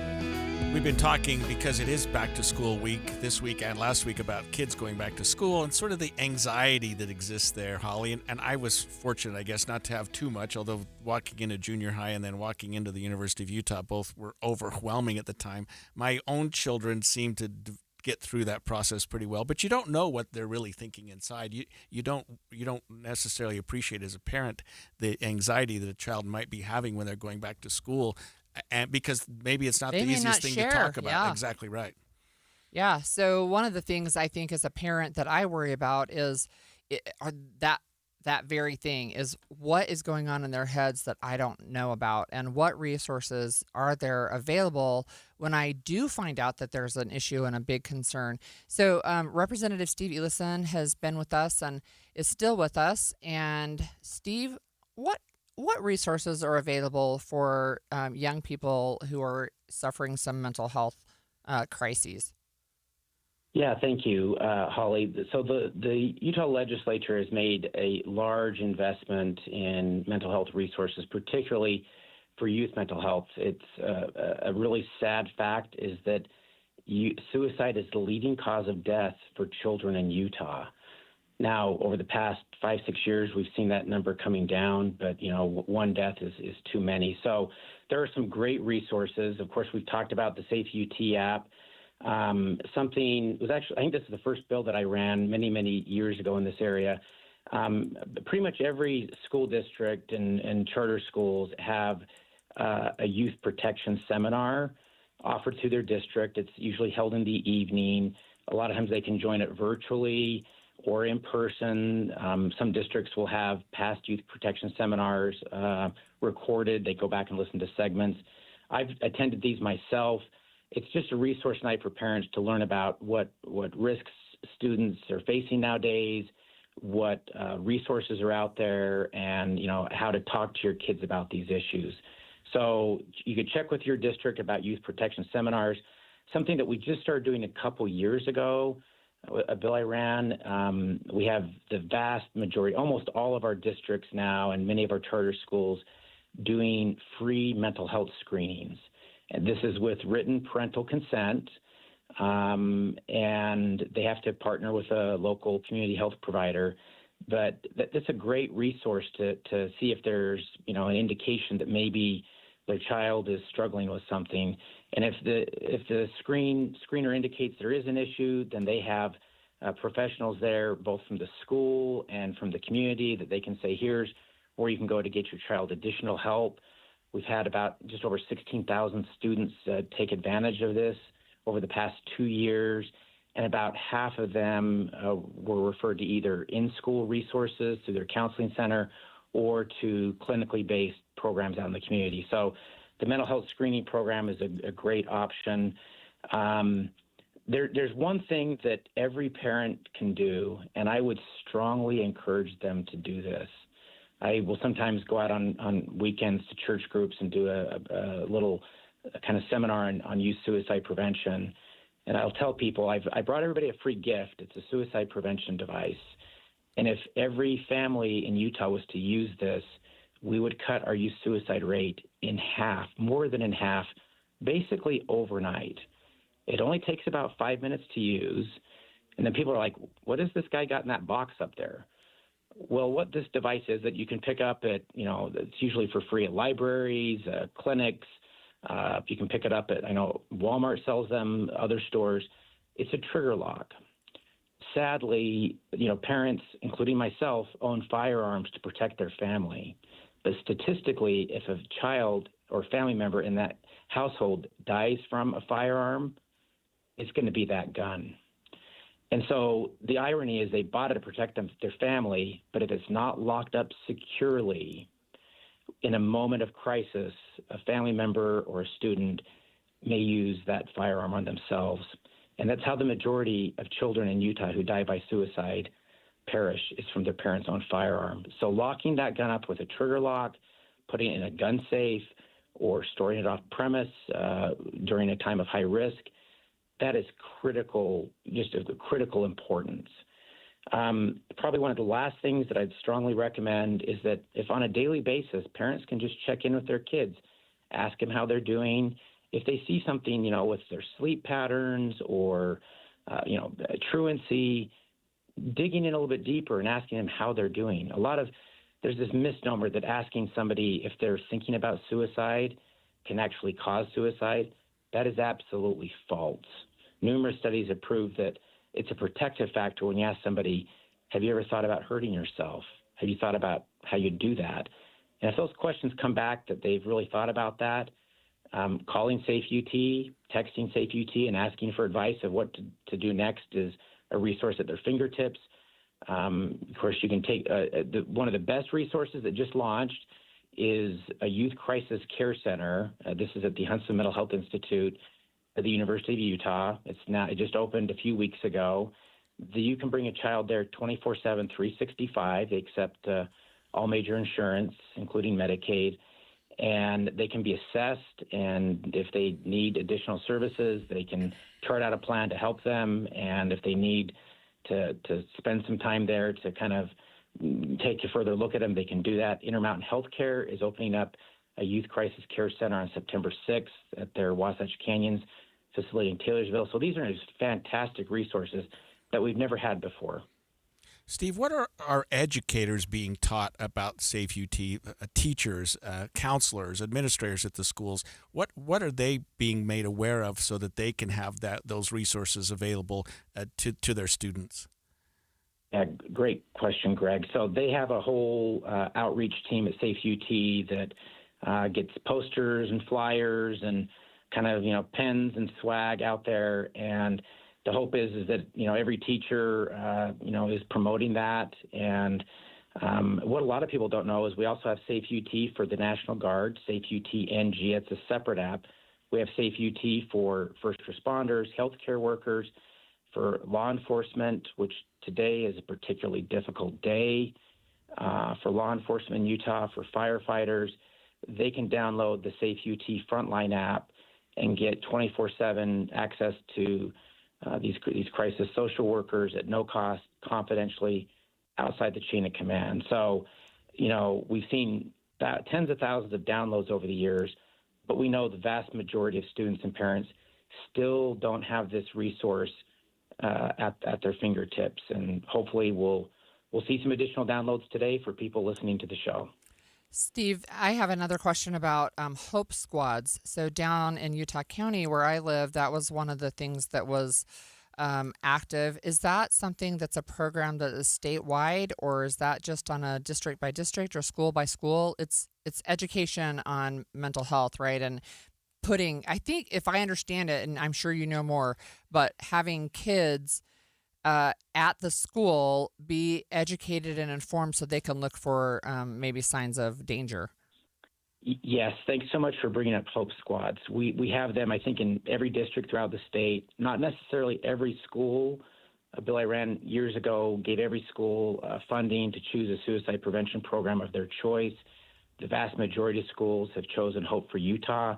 The Hope Squad is a group of students that have been selected by their peers as somebody that they can trust and talk to. Those students are given special training in something called QPR. It's like CPR for mental health. It stands for question, persuade, refer. And a lot of times we know students will be more likely to talk to their friends than they will to an adult. And so we aren't training children to be, psychiatrists or social workers. We just train them on, here's the resources that are available. Here's some short-term things that you can say to your friend and help bridge that gap to get them to the resources. The Hope Squads help promote Safe UT a lot. And so Hope Squads are a great resource that are very active in our schools and actually have gone worldwide, and it started here in Utah. Last question, Steve. Remind our listeners the app, where they can find it, and the name of the app. The SafeUT. The Google Store or the Apple App Store. It's just SafeUT. No cost to download. It'll ask them. The only questions it'll ask: are you a parent, a student? If you're a student, the only other question it's going to ask is, what school do you go to? They need to know that so they can know where to route school safety tips to. It's not going to ask for any other personal information, and it's available 24/7, 365 at no cost. That was Representative Steve Elison, who stayed with us for 2 segments and was incredibly helpful. I hope that if you missed any part of that, you'll circle back and listen to the entire part that he spoke to us about that SafeUT app. It seems like a very, very good resource. We've been covering the tragedy out of Tremonton, where 2 police officers have been killed and another injured following a shooting in Tremonton last night. Next, we'll speak with a woman whose husband was killed in the line of duty in 2013. She shares her perspective on what the family members of these fallen officers may be expecting today. 10:30 at KSL News Radio. I'm Andy Farnsworth. KSL's top local story this hour. We're working to learn more about the 2 police officers shot and killed in Tremonton last night. KSL News Radio's Adam Small is at the scene. This red brick house with a trampoline in front and police tape all around it is where investigators say a man came out and opened fire on 2 Tremonton Garland officers, as well as a Box Elder County Sheriff's deputy and his canine. Police say the officers were responding to a domestic disturbance 911 call. Both officers died here at the scene. The deputy and his canine, though, were taken to the hospital and are expected to survive. The alleged shooter is now in jail. The Weber County Attorney's Office is leading the homicide investigation. Our top national story this hour from ABC News. Hurricane Erin will not make landfall in the U.S., but it will be felt up and down the East Coast. ABC meteorologist Danny Beckstrom has more. The first major storm in the Atlantic, bringing dangerous surf from Florida to Maine, waves up to 12 feet expected in some places. And with recent drownings along the East Coast, lifeguards are already on alert. In St. Augustine, Florida, strong tidal currents sweeping a swimmer nearly 3/4 of a mile offshore, forcing first responders into a dramatic rescue. And in New Hampshire, more than 140 people were rescued last week as a far weaker storm caused rough waves and choppy seas. Erin is currently a Category 4 storm. Your money at this moment, the Dow's basically flat. It's up 2 points, 44,948. Coming up, sunny, getting hotter. Oh, and the temperature's rising right now, too. KSL weather's next. KSL News Time, 10:31. A reminder about the simplest way to get updated for your day. Hit your KSL preset when you jump in the car, and we'll take care of the rest. Hear key news updates and traffic reports. Andy and Amanda from 5 to 9 in your car. KSL News Radio at 102.7 FM. This is the story of the one. As a lineman, he does whatever it takes to keep the power on in his community. And he wants a partner like Grainger who does the same. Grainger offers the professional-grade products he needs, from voltage detectors to harnesses to hard hats, plus fast, dependable delivery, so he can rise to every challenge. Call 1-800-GRAINGER, click Grainger.com, or just stop by. Grainger, for the ones who get it done. This is the story of the one. As a lineman, he does whatever it takes to keep the power on in his community. And he wants a partner like Grainger who does the same.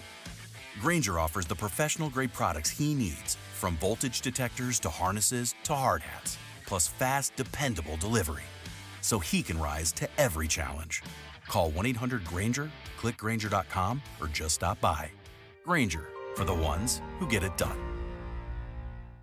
The Salt Lake Chamber is Utah's voice for business. Okay, that sounds great, but what does it really mean? Well, as Utah's largest and longest-standing business association, they support and champion community prosperity throughout the state. And if you're in business, well, that's a very good thing for you. Be sure to listen to the Chamber's Speaking on Business, weekdays at 7:20, 11:55, and 5:20 p.m. on KSL News Radio. Need to replace your Social Security card? In most states, you can request one online with a My Social Security account. A My Social Security account gives you secure access to your personal earnings history and benefit status. You can also get a proof of income letter, estimate and apply for benefits, and more. Save time. Go online. Open a My Social Security account at ssa.gov/myaccount. Social Security. Securing today and tomorrow. Produced at Northwest taxpayer expense.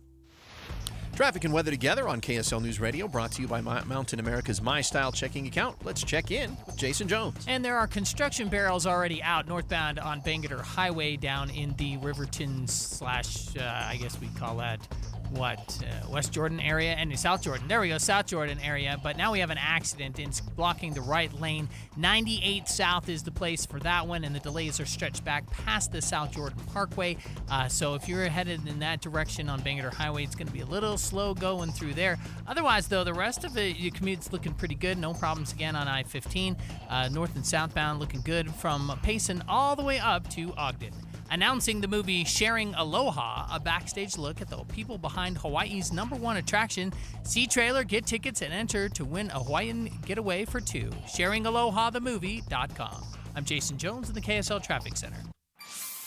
KSL weather, we should see a high today of 95 in Salt Lake City, 99 on Tuesday, and then 100 degrees on Wednesday. But then the clouds start to move in. We might even see rain when we reach the weekend. Right now, it's already 84 degrees and sunny in Salt Lake City. I'm Andy Farnsworth from the KSL Common Spirit Health Studios. Listen online at kslnewsradio.com. We're Utah's news, traffic, and weather station. The all-new Inside Sources. Your inside access to the people and policies shaping Utah's future. Here are Greg Skordas and Holly Richardson on KSL News Radio. We're continuing our coverage from Box Elder County. A terrible tragedy occurred last night. 2 police officers are dead, and another is recovering after they were shot in Tremonton City, which is in Box Elder County last night. Brigham City Police Chief Chad Reyes said this happened after officers responded to a domestic disturbance call at a home near 7th North and 2nd East in Tremonton City. A male emerged from the residence with a firearm. The male opened fire on the officer, striking and killing the officer. A second officer with Tremonton Garland Police Department responded to assist the first and was immediately fired upon by the same male suspect. Reyes said both officers died at the scene. The Box Elder County Sheriff's deputy and his service dog were also shot. They're both expected to survive. We're also hearing, I think, that the sheriff's deputy has been released from the hospital. But the Brigham City Police Chief talked to Holly about how this really affects the entire community. Tragedies like these rock the entire community, state, and even nation.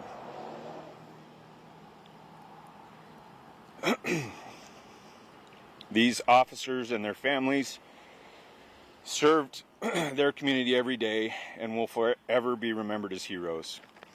Our thoughts and prayers are with the Tremonton Garland Police Department, Box Elder County Sheriff's Office, and the family of those involved. We're grateful for the swift response from multiple agencies from Box Elder, Weber, and Cache counties.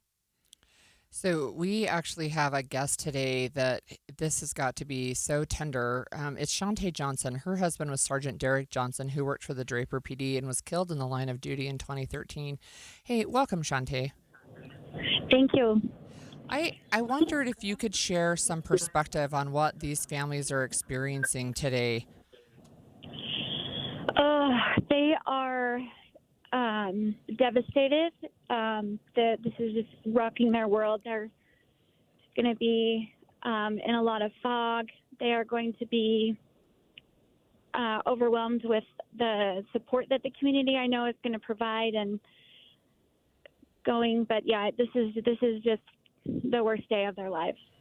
Shantae, can you remind our listeners about the events in 2013? I remember Sergeant Johnson's situation a little bit and what happened there, but can you just remind our listeners about that shooting? Yeah.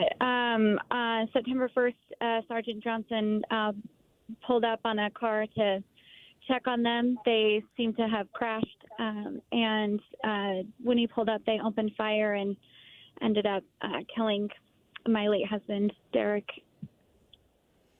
So, again, this has got to be just a tender moment for you. But as you mentioned, the community reaches out with a lot of support in these situations. I'm going to guess that your experience might be even more beneficial than, say, food and flowers at this point. Well, you know, we all just want to do our part, do a little something, anything we can do to help. And this is I always try to do that. I try to show up for the families and our departments in any way that I can, just to let them know that they're going to be okay and that they are loved beyond measure, and that this is just a hard time and that we'll all be here for each other. So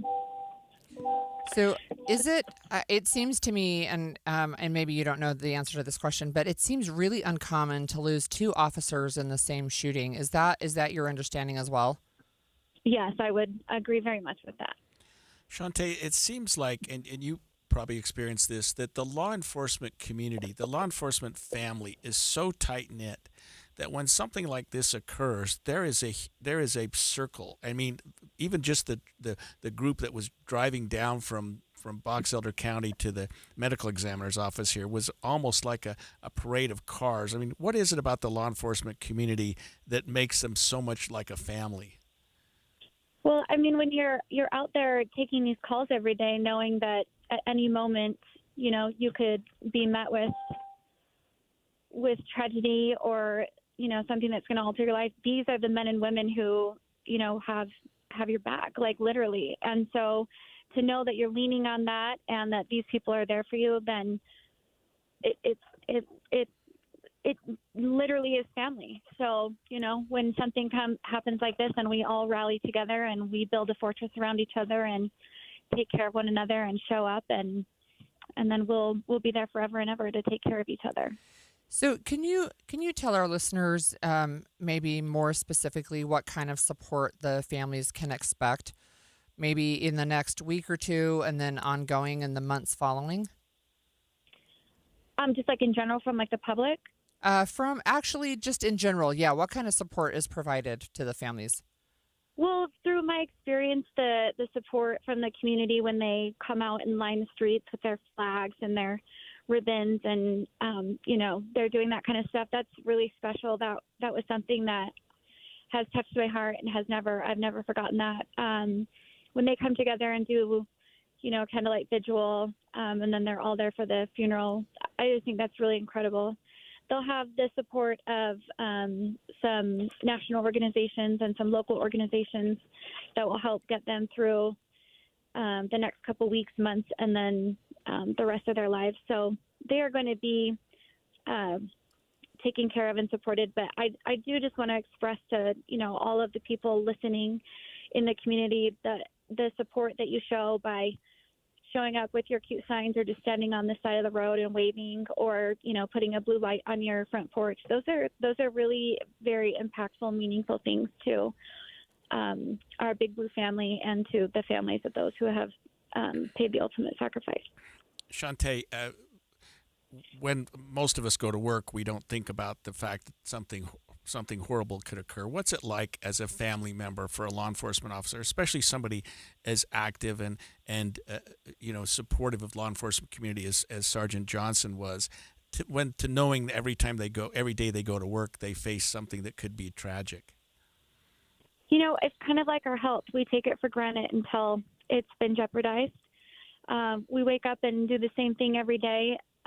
We know it in the back of our minds, but we try not to dwell on it. Otherwise, we probably would never sleep. But, it's nerve-wracking. It is there. It's very real. But, at some point, we have to just realize that we trust their training and the officers that have been with them. And then there just is the crap that happens that we just have to deal with. But, it's different for everyone else, but it's tough to send them out every day. Thank you. We've been speaking with Shante Johnson. Her husband, Sergeant Derek Johnson, was killed in the line of duty in 2013, and she was sharing the personal experience of what that's like. Yeah, we also heard this morning from Chris Burbank, a former law enforcement officer who joined Utah's Morning News to share his perspective as a former police chief when you're dealing with situations like this. So difficult that you're going to spend time because there's going to be relationships there as well. And you're investigating officers and you start to think and second guess, should I be in this profession? Look at the risk involved in this profession. Look at the cost of this profession to society. These are all hard things that officers are going to struggle with, that investigators who are going to look firsthand upon the evidence and, photographs and everything else. these are not easy times. And so it is, again, for this community, we need to be supportive and understand that they're going through some difficult times over the next few months. And speaking of support, the Brigham City Police Chief talked about how the mayor was actually involved in this. Some of you were here when some of the council members and the mayor were bringing around, breakfast for the officers and just trying to be supportive. I think that kind of outpouring of support from the community is welcome too, but we do ask that community stay away from the area until we're done with the investigation and processing the scene thoroughly. When we come back after the break, we'll continue our discussion of this tragic shooting that killed 2 officers in Tremonton. We'll have a live update from KSL News Radio's Adam Small, who's in Tremonton, and we'll talk about what the legal consequences could be for the shooter who's involved in this situation. That's after the break.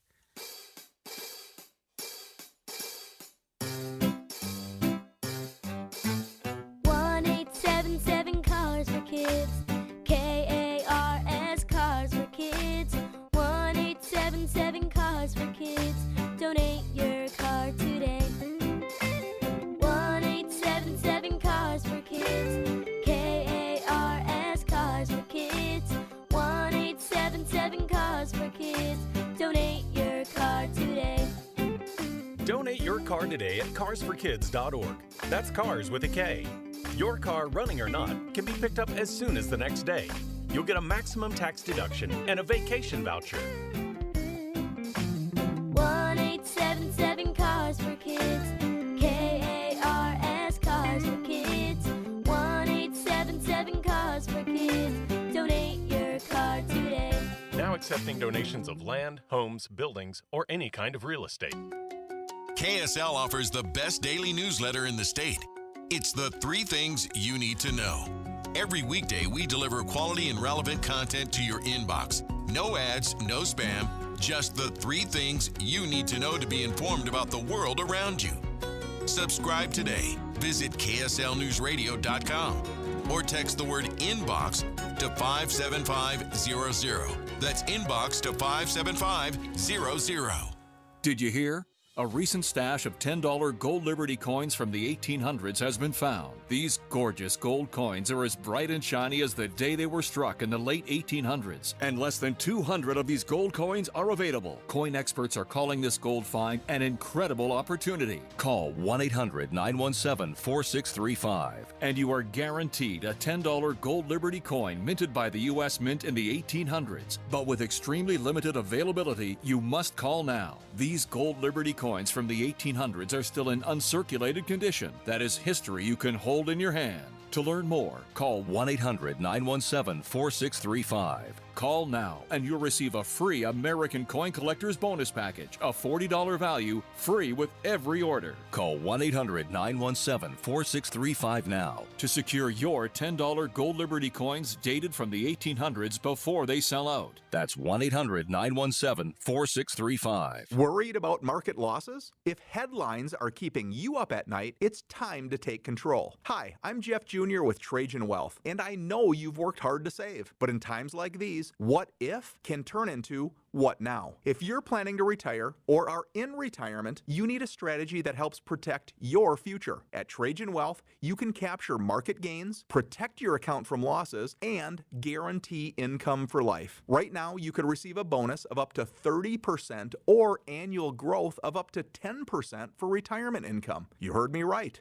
An upfront bonus of up to 30% or annual growth of up to 10%, all guaranteed to boost your lifetime income in retirement. Don't leave your future to chance. Plan with confidence. Call Trajan today at 801-899-7600. That's 801-899-7600. Annuity guarantees are based on the claims paying ability of the issuing insurance company, DBA, in most states as Trajan Wealth Insurance Solutions. Getting help with plumbing repairs is easier than you think. All you have to do is call Any Hour Services or schedule an appointment at anyhourservices.com. No one helps more homeowners than Any Hour Services.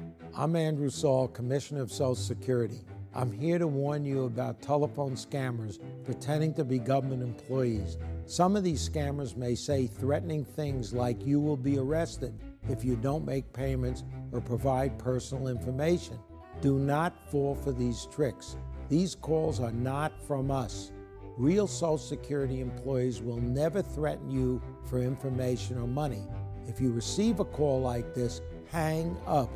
Never give the caller your personal information, like your Social Security number or bank account, or send money in any form, cash, gift cards, wire transfers, or prepaid debit cards.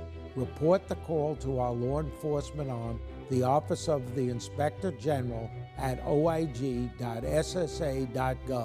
Share this information with your friends and family.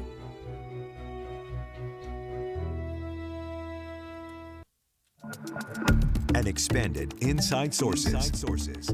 So we've been following the story all morning of the officers in Tremonton who were shot and killed last night about 9 o'clock. There were two of them.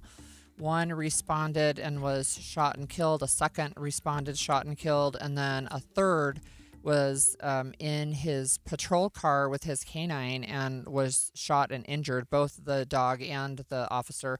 The officer's been released from the hospital. The dog is still at the emergency vet for observation. That's what we're hearing. And we just hung up the phone with Shantae Johnson, whose husband, Sergeant Derek Johnson, worked for Draper Police Department, was killed in the line of duty in 2013. She spoke to what the family must be feeling this morning.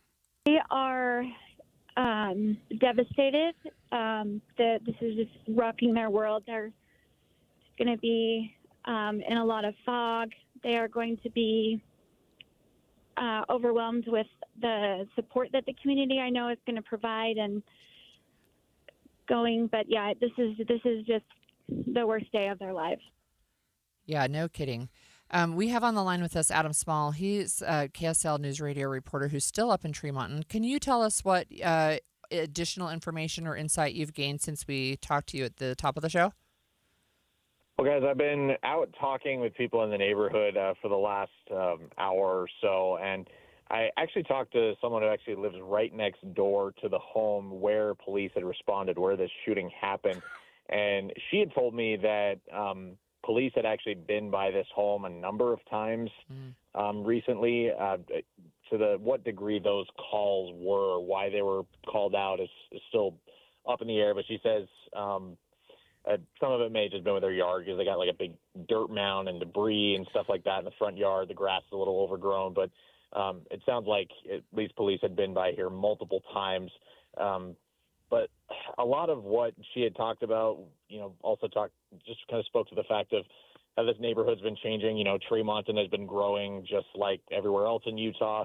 Population of the city's grown quite a bit in the last 5 years, but even with that, they still just the other shock and disbelief from people living here is it's just a very quiet, somber feeling as I'm gathering what information I can. But I mean, the biggest thing that I'm gathering from people is just the emotion of they can't believe what just happened.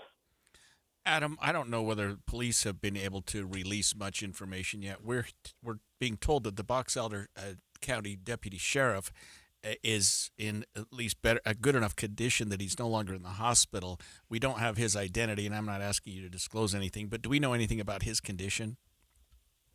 Yeah, so great. I have confirmed with police that he had been released from the hospital. I also spoke to a family member of his on social media who told me that his canine, I believe her name is Azula, that she is also doing well. But as of last update, she was still at a veterinary hospital for observation, but it was more of a precaution. Both of them are expected to recover. The deputy himself, he has been released from the hospital, is recovering. So, yeah, we do know that. And, Adam, what we were told was that deputy and the canine were actually in their vehicle when they were fired on. Is that your understanding? Yeah, it was. It sounds like the two officers, first one, Tremonton Garland officer, got out of his vehicle, responded to the call, was shot. A second one showed up for backup, also was shot. But then the deputy and the canine had arrived, were in their vehicle, but it sounded like, at least according to the police report, that the suspect was already out, had the gun in hand. So it kind of makes sense that it sounds like they didn't even have a chance to get out of the car by the time they were shot, and then were probably and from what we had heard on Broadcastify, would radio in for further backup.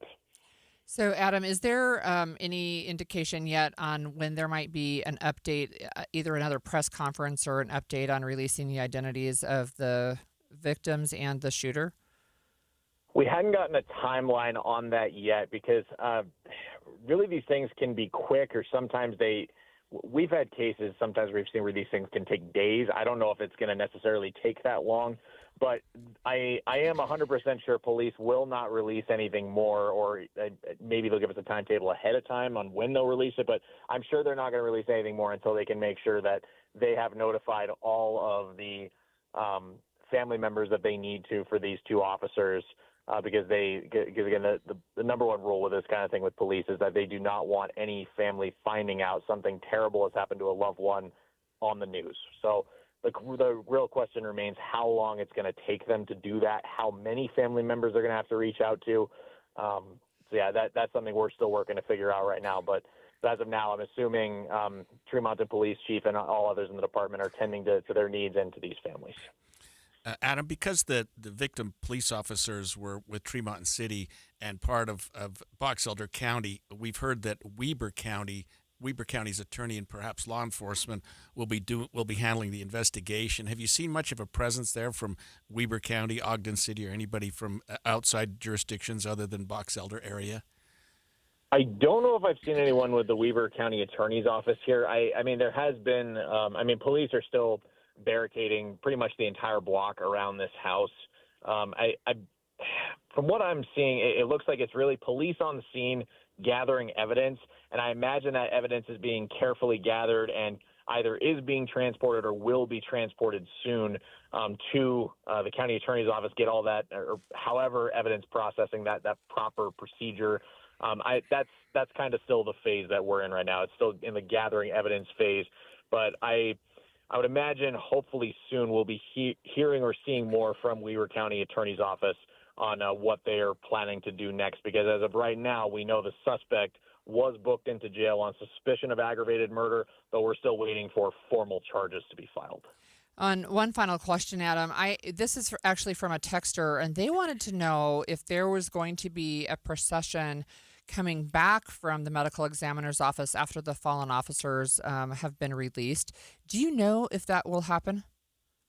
I haven't heard any concrete details, but I would expect that to happen at some point. I don't know how long the officers' bodies will need to be in the hands of the medical examiner, but I mean, when I was part of our team coverage when Santaquin Police Sergeant Bill Hoosier was killed in the line of duty last year, there were multiple processions. One of them actually brought his body back to Santaquin, and then it was brought back up to Orem, where the funeral was held later in the week. So I imagine at some point there will be a procession here in the local area, but details still trying to gather those right now. Will those be released so public can line the streets if they want to? Do you think? I imagine so. The community is very good at, even if there's not like a press release put out, usually when one person gets the word, especially in a local tight-knit community like Tremont, and I imagine it'll get shared around. The neighbors I've talked to here know each other really well. They've been sending each other all the info. So when that does get out, I'm sure locals will all have pretty quick access to that information. Thank you, Adam. That was Adam Small, KSL News Radio, reporting from the scene in Tremont. And speaking of community, we did hear earlier on this morning's show from former police chief Chris Burbank, who did talk about the support that would be coming to the family and friends of the police officers involved.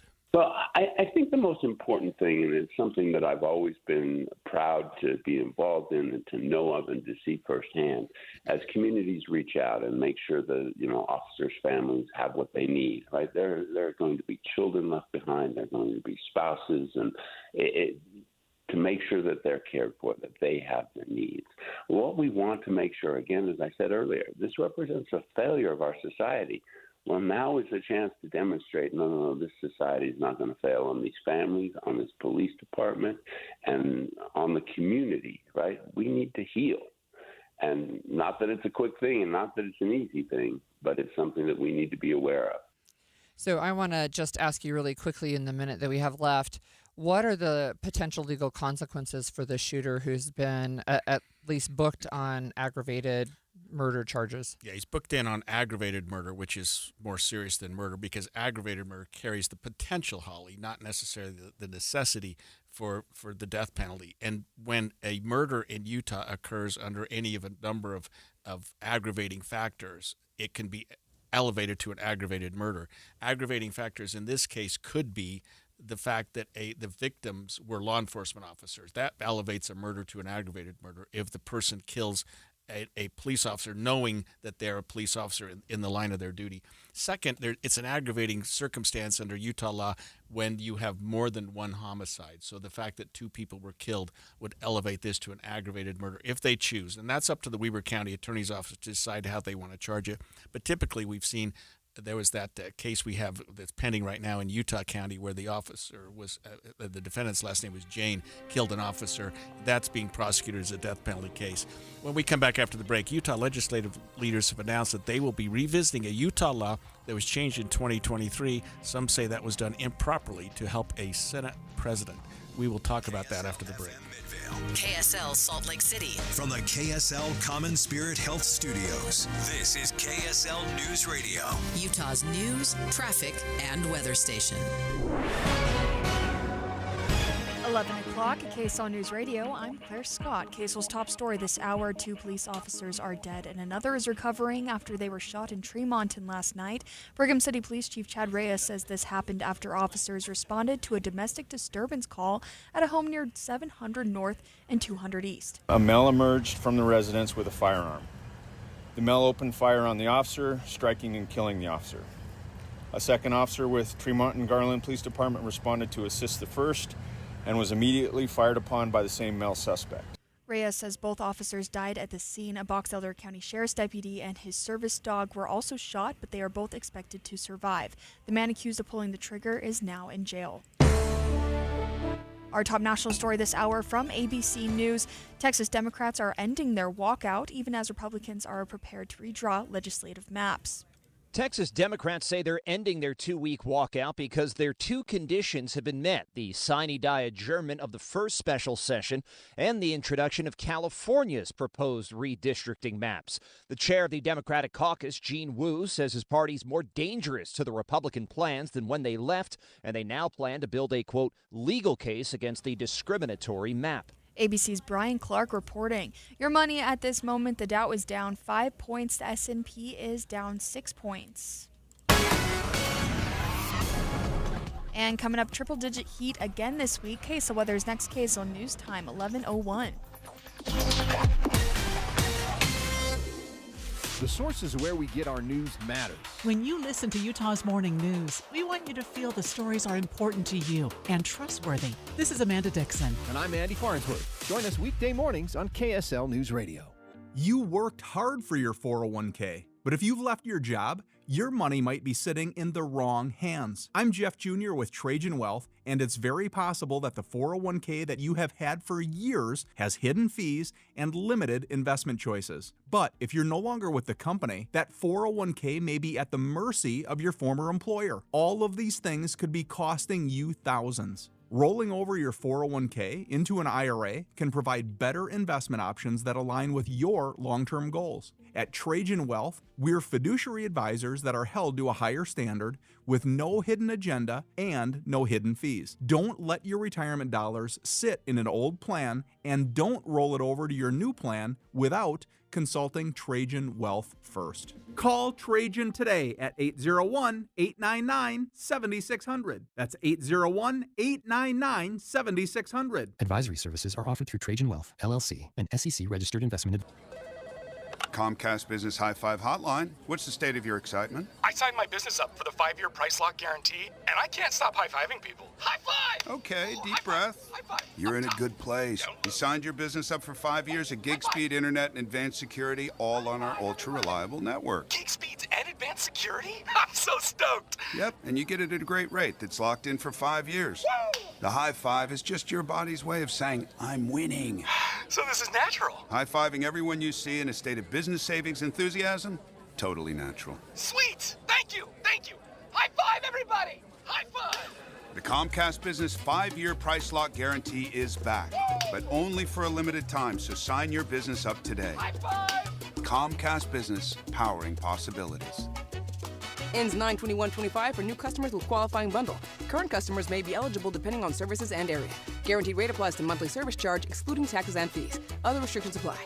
Do you know the secret to losing up to 1 pound of fat every day? At Salt Lake City Fat Loss, we know the secret. Our doctor-developed, easy-to-follow weight loss program helps you lose weight fast, naturally and safely with no drugs or injections. No prepackaged meals, bars, shakes, or exercising required. Our program helps reset your metabolism so you can lose weight quickly and keep the weight off for good with an easy-to-follow maintenance plan that includes ongoing personal support. And our program costs half as much and works up to twice as fast than most other programs. Go to slcfatloss.com to schedule your free consultation now. I'm Jeff Kaplan. I know that you can lose 20 or 30 pounds in 60 days because I'm on Salt Lake City Fat Loss almost a month, and I've already lost 20. And I never feel hungry. I'm heading into month 2 feeling great. Many clients lose 20 to 30 pounds in about a month or two. That's up to a pound per day. Schedule your free consultation now at slcfatloss.com. That's slcfatloss.com. Results may vary. Traffic and weather together, brought to you by Mountain America's MyStyle checking account. Here's Jason Jones. Well, we got an accident out in the Tooele area. It's actually Stansbury Park-ish, I guess I should say. The right lane is blocked if you're southbound on SR 36, approaching Bates Canyon Road, and delays back past Village Boulevard. It's not, there's actually quite a bit of traffic out there, I guess I should say. Over in the Salt Lake Valley, though, there's not too much trouble at all. In fact, none at all. I-15 is rolling smoothly north and southbound between Payson all the way up to Ogden. Also, the Belt Route is looking good. No problems on your major feeders over to I-15 at this point. I'm Jason Jones in the KSL Traffic Center. Today we've got sunny skies and a high of 95. After that, we're back to near triple-digit heat. 99 on Tuesday and 100 expected on Wednesday. Right now, it's 88 and sunny. I'm Claire Scott from the KSL Common Spirit Health Studios. Listen online at kslnewsradio.com. We're Utah's news, traffic, and weather station. The all-new Inside Sources. Your inside access to the people and policies shaping Utah's future. Here are Greg Skordas and Holly Richardson on KSL News Radio. Utah Senate President Stuart Adams' involvement in a Utah bill that was passed in 2024 is now being brought to the table because it may have been in relation to a family member of his who was charged with a crime at the time. Here's KSL News Radio's Becky Bruce to explain. All of this goes back to a relative of Senate President Stuart Adams who was charged with child rape involving a 13-year-old victim. At the time, child rape was the appropriate charge under Utah law. The Salt Lake Tribune reported a conversation between Adams and Senator Kirk Cullimore led to Cullimore leading discussions to change that law. Now, an 18-year-old in similar circumstances would face a lesser third-degree felony. In the end, Adams' relative pleaded guilty to a lesser charge, a second-degree felony, and while Adams has said all along he never requested the law change and insists it was not done for his relative's benefit, Becky Bruce, KSL News Radio. So one of the things about this case that's interesting is, as you pointed out, this is 2024, so legislative session would have ended the first week in March, the first Friday in March. I think it was maybe March 1st in 2024. And then the laws go into effect usually either the beginning of May or July 1st, depending on how they set it up. And so this law would have already been changed. And what they changed was the level of offense based on the ages of the people involved. Right. And so we've always had laws that deal with the age of the perpetrator and the age of the victim, and especially, Holly, in relation to how close their ages are together. Right. 18 has almost always been seen as an adult. Right. 13 has always been seen as a person who cannot consent Right. to any Too young. sexual. And that wasn't changed here. But like you said, the severity of the crime was. So what happened was this. The legislature passed a law that said 18 is still...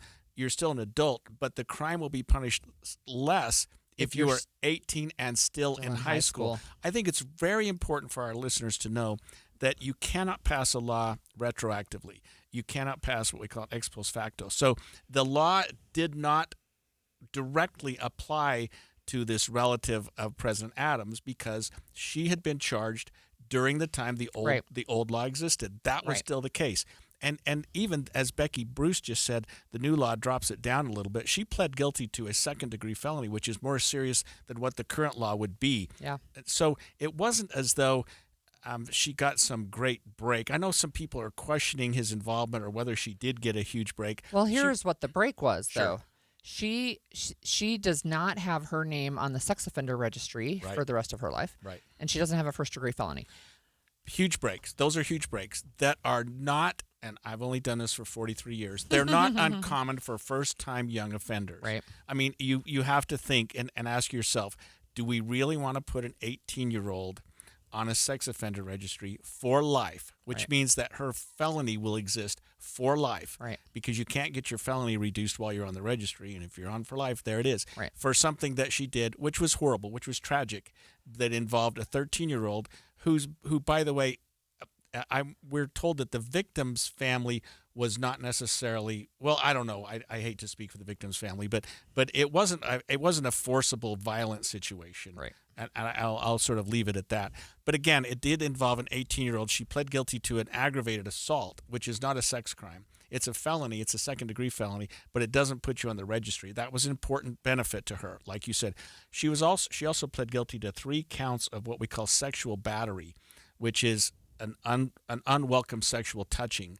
Those are misdemeanors, and they're far less serious. But 3 strikes means if she ever gets another one, she'll be on the sex offender registry.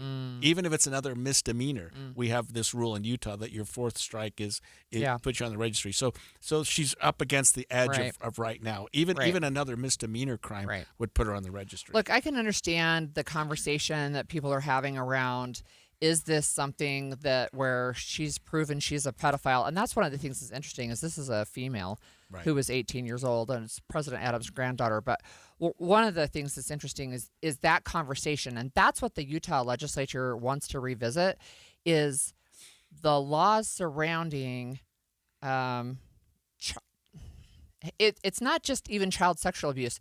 It's child sexual abuse, but what can teenagers consent to in Utah, right? 13-year-olds can't consent. In fact, one of the articles that we've read about this revisiting of the law said revisiting what high schoolers are doing. Well, this boy was not a high schooler. He was a middle schooler. He was in 8th grade. Right. But the Utah legislature, both President Adams and Speaker Mike Schultz have said, look, there's been enough pushback on this.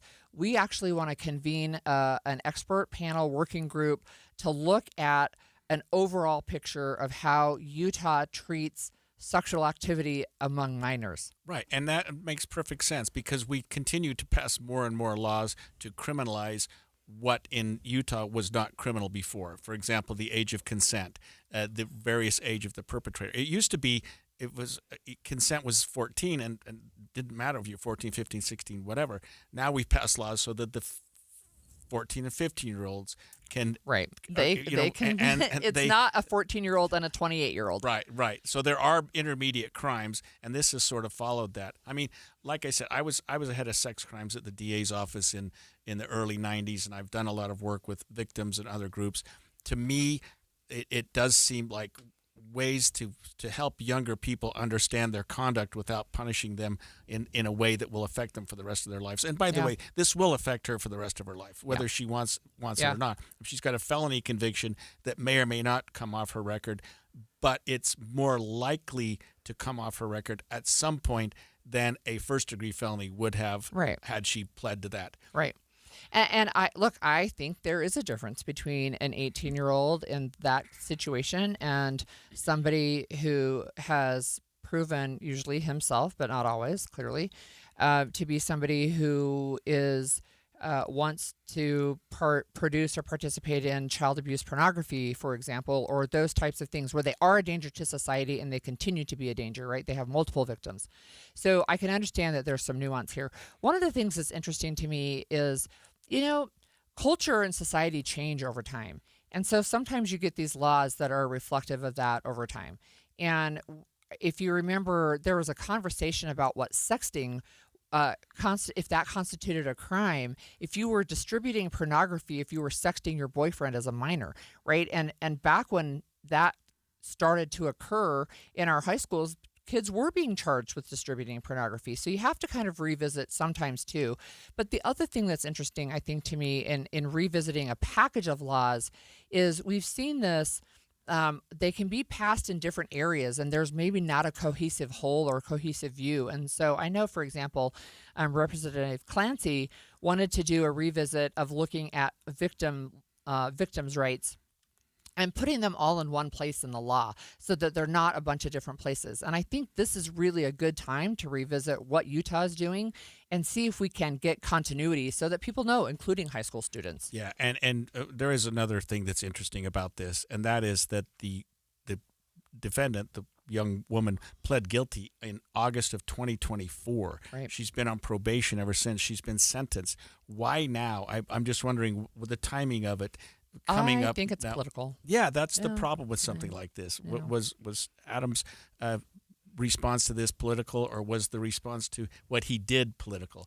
I mean, the legislature is going to revisit it, and I think try to solve all of that. But the law itself is probably well received among most prosecutors, law enforcement officers, and people Right. who treat and deal with the young offenders. Right. And where you become an adult. They'll Right. probably talk about that too. Exactly. Well, Holly, you love to say this. I'm going to do this. We're number one, except for the bad side. That's if you count us for the worst state in the nation for women's equality. We're actually number 50, according to Wallet Hub's latest rankings. And that is 10 years in a row now. So we're going to have live analysis on these results from the Utah Women Leadership Project after the break. And we're streaming live, remember, on KSLNewsRadio.com and on the app for KSL News Radio, sponsored by At Your Service Pros. Some things never change. Sure, we've expanded Inside Sources to 3 hours on KSL, and it's on 9 to noon. But the news, traffic reports, and weather updates that have been a part of your ride in the car since before you can remember, always there. And that will never change. Find us in your car at 102.7 FM. I'm back to doing what I love and more, thanks to the Good Feet store. Does your job require you to be on your feet all day? Teachers, postal carriers, salespeople, and restaurant staff. Many of us need our feet to get us through the day. Hi, this is Mike with the Good Feet store, and I'd like you to hear from Donna. She's a nurse and a real customer of the Good Feet store who wanted to share her story. Oh, I have to tell you, I have struggled with pain in my feet. I was diagnosed with plantar fasciitis. With the 3-step program, it really fits to your lifestyle. I work in a hospital. I'm a registered nurse, so being on my feet, walking throughout the hospital during the day, I am free from any type of pain. And after working a 12-hour shift, I go home and my feet do not hurt. Whether you're a nurse or anyone wanting to enjoy work without your feet getting in the way, come see us at the Good Feet store. Thanks to the Good Feet store. Schedule your free test walk at goodfeet.com. This is the story of the one. As a safety manager at a manufacturing plant, he does everything he can to keep his coworkers safe. From finding ways to reduce risks to keeping safety supplies in stock. And for that, he relies on Grainger. Grainger offers a broad range of quality products and next-day delivery, so he can always play it safe. Call 1-800-GRAINGER, click Grainger.com, or just stop by. Grainger, for the ones who get it done. Protect your home and auto by bundling them with Progressive, and you'll have a little less to worry about. But we know you'll find other things to worry about. Like that text you just got from your boss. Hey, call me when you get a sec.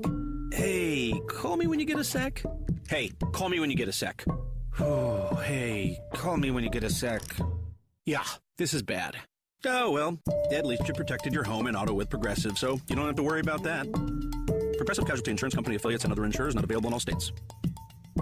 It all started with a commitment to comfort. Gillette Heating and Air is proud to be Utah County's go-to team for expert HVAC and plumbing solutions. Need a repair, upgrade, or seasonal tune-up? Don't let cost hold you back. With 0% financing available, it's easy to get the work done now and pay later. Plus, save $100 on any repair over $500 and keep your system running strong with a professional tune-up before the heat hits. Visit GilletteHVAC.com or call 385-GET-COOL to book today. Homegrown service pros, financing made simple, comfort made easy. Carrier. Turn to the experts. A Carrier factory authorized dealer. Texting privacy policy and terms and conditions posted at textingterms.us. Texting enrolls you for recurring automated text marketing messages. Message and data rates may apply. Reply, stop to opt out.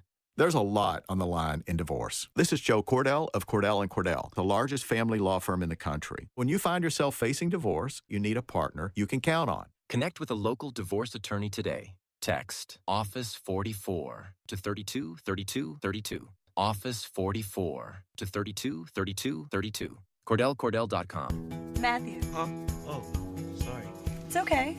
I just need you to listen to me. I know that a lot of times, Mom, it might not seem like I'm listening to you, but I am. I hear you.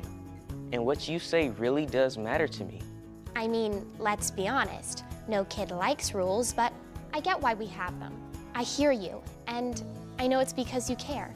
All the talks we've had over the years, including what you've told me about not using alcohol and other drugs, they stick with me. And believe it or not, they really do make a difference, especially at times that matter most. Hey, want a drink? No thanks, I'm good.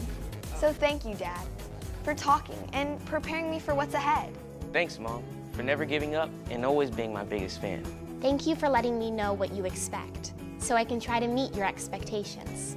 Thank you for talking. For more information about talking with your kids about underage use of alcohol and other drugs, visit underagedrinking.samhsa.gov. At Social Security, we are always thinking of ways to save you time and make things easier. That's why we created My Social Security. A My Social Security account allows you to access your earnings history and benefits information, request a replacement Social Security card, get a proof of income letter, estimate and apply for benefits, and more. Save time. Go online. Open a My Social Security account at ssa.gov/myaccount. Social Security. Securing today and tomorrow. Produced at U.S. taxpayer expense. And expanded Inside Sources. Inside Sources. So, look, I'd love to say we're number one in Utah. And one of the things that Utah is proud of is when these groups like Wallet Hub will say Utah's the best in whatever ranking, economic development or whatever it is. But we don't seem to want to talk about the data that shows we're not number one. And we really don't like to talk about something when it shows we're number 50. Bottom, right? We're number 50. Yeah, I mean this is not impressive at all. So for 10 years in a row, and I think that's as long as Wallet Hub has been doing this data collection, we are ranked the worst state for women's equality. We're number 50, and it's not even close to number 49, which is also interesting. So they gave us this ranking. There's all these different metrics, and we're going to be talking with Susan Madsen in just a minute, Dr. Madsen. But they gave, there's 17 key indicators. They've weighted them. They add them all up to make 100. So the top state, and then they give you a ranking. The top state was Hawaii, and they got a ranking of 72.49. So like nobody's perfect, right? So they got that ranking. Well, if you go all the way down to number 49, that's Texas, and their overall ranking or their overall score was 41.89, so almost 42%. And Utah, we are not nipping at their heels. It's not even close. We're at 29.9. Yeah, our almost 30. So so we're 12 points off the next closest. Like we're not nipping at their heels. Yeah, you would think some of the Intermountain West states surrounding us would have similar numbers, but they really don't. No, Nevada's number 2. We're not even close to being 49th. Nope. Let alone. We're not. So we're really happy to bring on Dr. Susan Madsen. She's the founding director of the Utah Women in Leadership Project, and she has done a lot of research on her own to verify these numbers from Wallet Hub. Hey, Susan, welcome to the show. Oh, great to be with you. And this comes out every August. And by the way, it's not 10, it's the 11th year running. Okay, now. 11th year. So there we go. But it's not a surprise, but it's always interesting. So tell us a little bit more about why this data is finding Utah to be so far behind everybody else. Well, first of all, Wallet Hub just pulls together data from lots of different sources, like the U.S. Census, Bureau of Labor Statistics, and just various groups. So they don't manufacture this data. But what they decide is what metrics to include. So it doesn't include all the metrics, but it's just a set of metrics that provide information for us. And so the metrics are divided into 3 chunks. The first one is workplace environment, and that one's worth 40 points out of 100. And the second one is education and health, and that one's 40 points out of 100. And then the last one is political empowerment, and that's 20 points. And so I actually have in my possession which is not online, what Utah is for all 17. They don't put that online, but I always am able to get that. But for the workforce, there's 10 metrics, so I won't go through all of them. But that's where we consistently, like this year again, we're 50th in workplace environment. And a couple of the big ones, Holly, you and I have talked about this so many times, is the pay gap, so the income disparity. And we actually we were 50th for the last 3 years, but we're 49th on that one. Woohoo! So Louisiana is worse than us on that one. And we are still 50th on higher income disparity when you compare men and women. And also we're 47th on the share of executive positions, meaning when you compare men and women, men are significantly more than other states have those executive positions. There's other ones, but those are three that really pop up in that workplace environment. So we are 50 up there. Yeah, that was surprising. At workplace environment rank 50 out of 50. Then you get to the next category, education and health rank. And again, Susan, we're dead last. We are 50. Yes.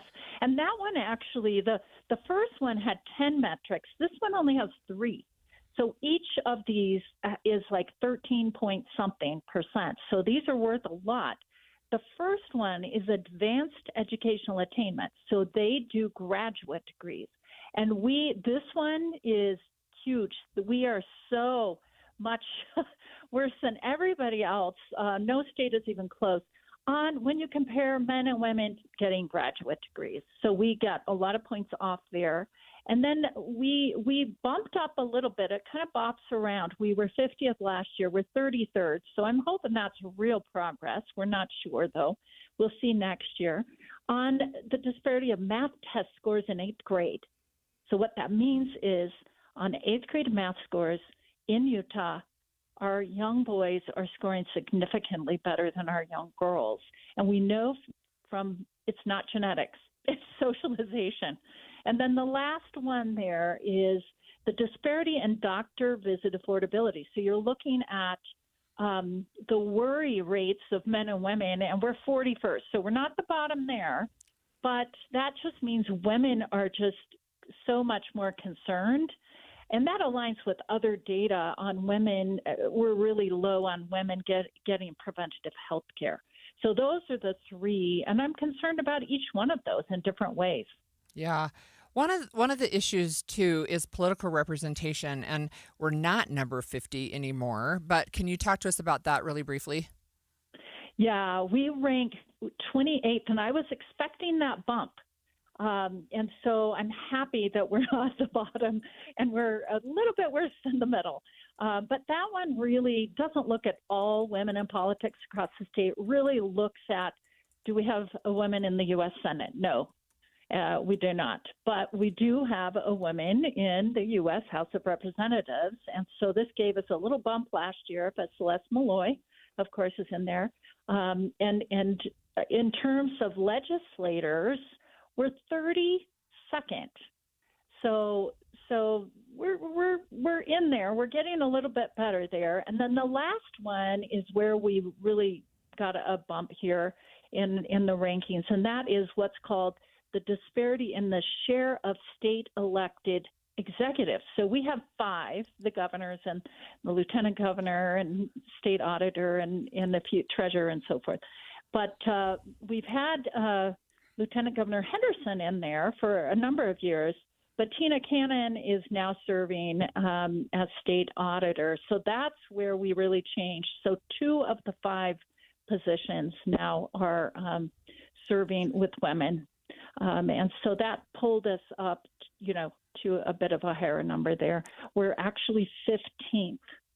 So woohoo! Making progress in one area. That's great. Thank you, Susan. That was Susan Madsen, founding director of the Utah Women in Leadership Project. Utah, step it up. When we come, we're going to break right now to a press conference that's going on in D.C. at the White House. We'd love to see it end, and she says it very openly, very proudly, and with great sorrow because so many people have been killed. Mr. President, last week, Brian, go ahead, Brian. Yes, sir. I've got a question for each of you. Yes. First of all, President Zelensky, you look fabulous in that suit. I said the same thing. Yeah, you look good. I said the same thing. Yeah, President Trump speak about his meeting with Zelensky and other European leaders. His press conference just started. No, my first question for you, President Zelensky. In the same suit. You see, I changed, you are not. Maybe yours is much better. Real quickly, upon peace, God willing we get peace, are you open to holding an election in your country? Yes, of course. We are open for election, yes. We have to do safety circumstances, and a little bit we need to work in the parliament, because during the war you can't have elections, but we can do security. We need, maybe, how to say, we need a truth, yes, everywhere, in the battlefield, in the sky, in the sea, yeah, to make possible for people to do democratic, open, legal elections. So you say during the war you can't have elections.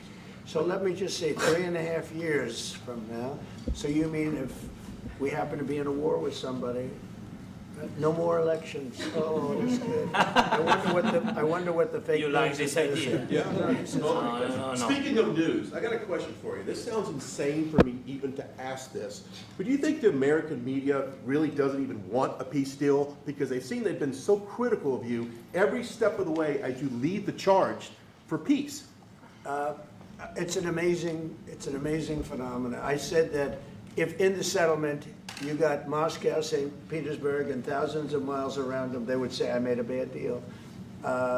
The level of hatred and animosity is incredible. Not with all. I mean, we have great people up here. We also have terrible people up there that I think are told what to say. But, you know, in solving all of these wars, they don't even write about it. You know, I saw major wars. I saw wars that have been going on for 31, 35, and 37, and a couple of quicker ones. One that was going to go into a full-blown deal very quickly. You know what the one I'm talking about. It was a big one. But they don't even write about that. No matter what I do, no matter what, and you know, this is not anything to do with you. It's probably to your advantage in a certain way. But no matter what I do, no matter what deal I make, from my standpoint, you'll come out good. Maybe President Putin will come out good. But they'll say, Trump was absolutely horrible. It's just that, and I've lived with that for a long time. I've lived with it since just before the first election. I used to get great publicity. Now I get the worst publicity anyone's ever gotten in office, but I won in a landslide, so that people understand. They're the only ones that count, ultimately.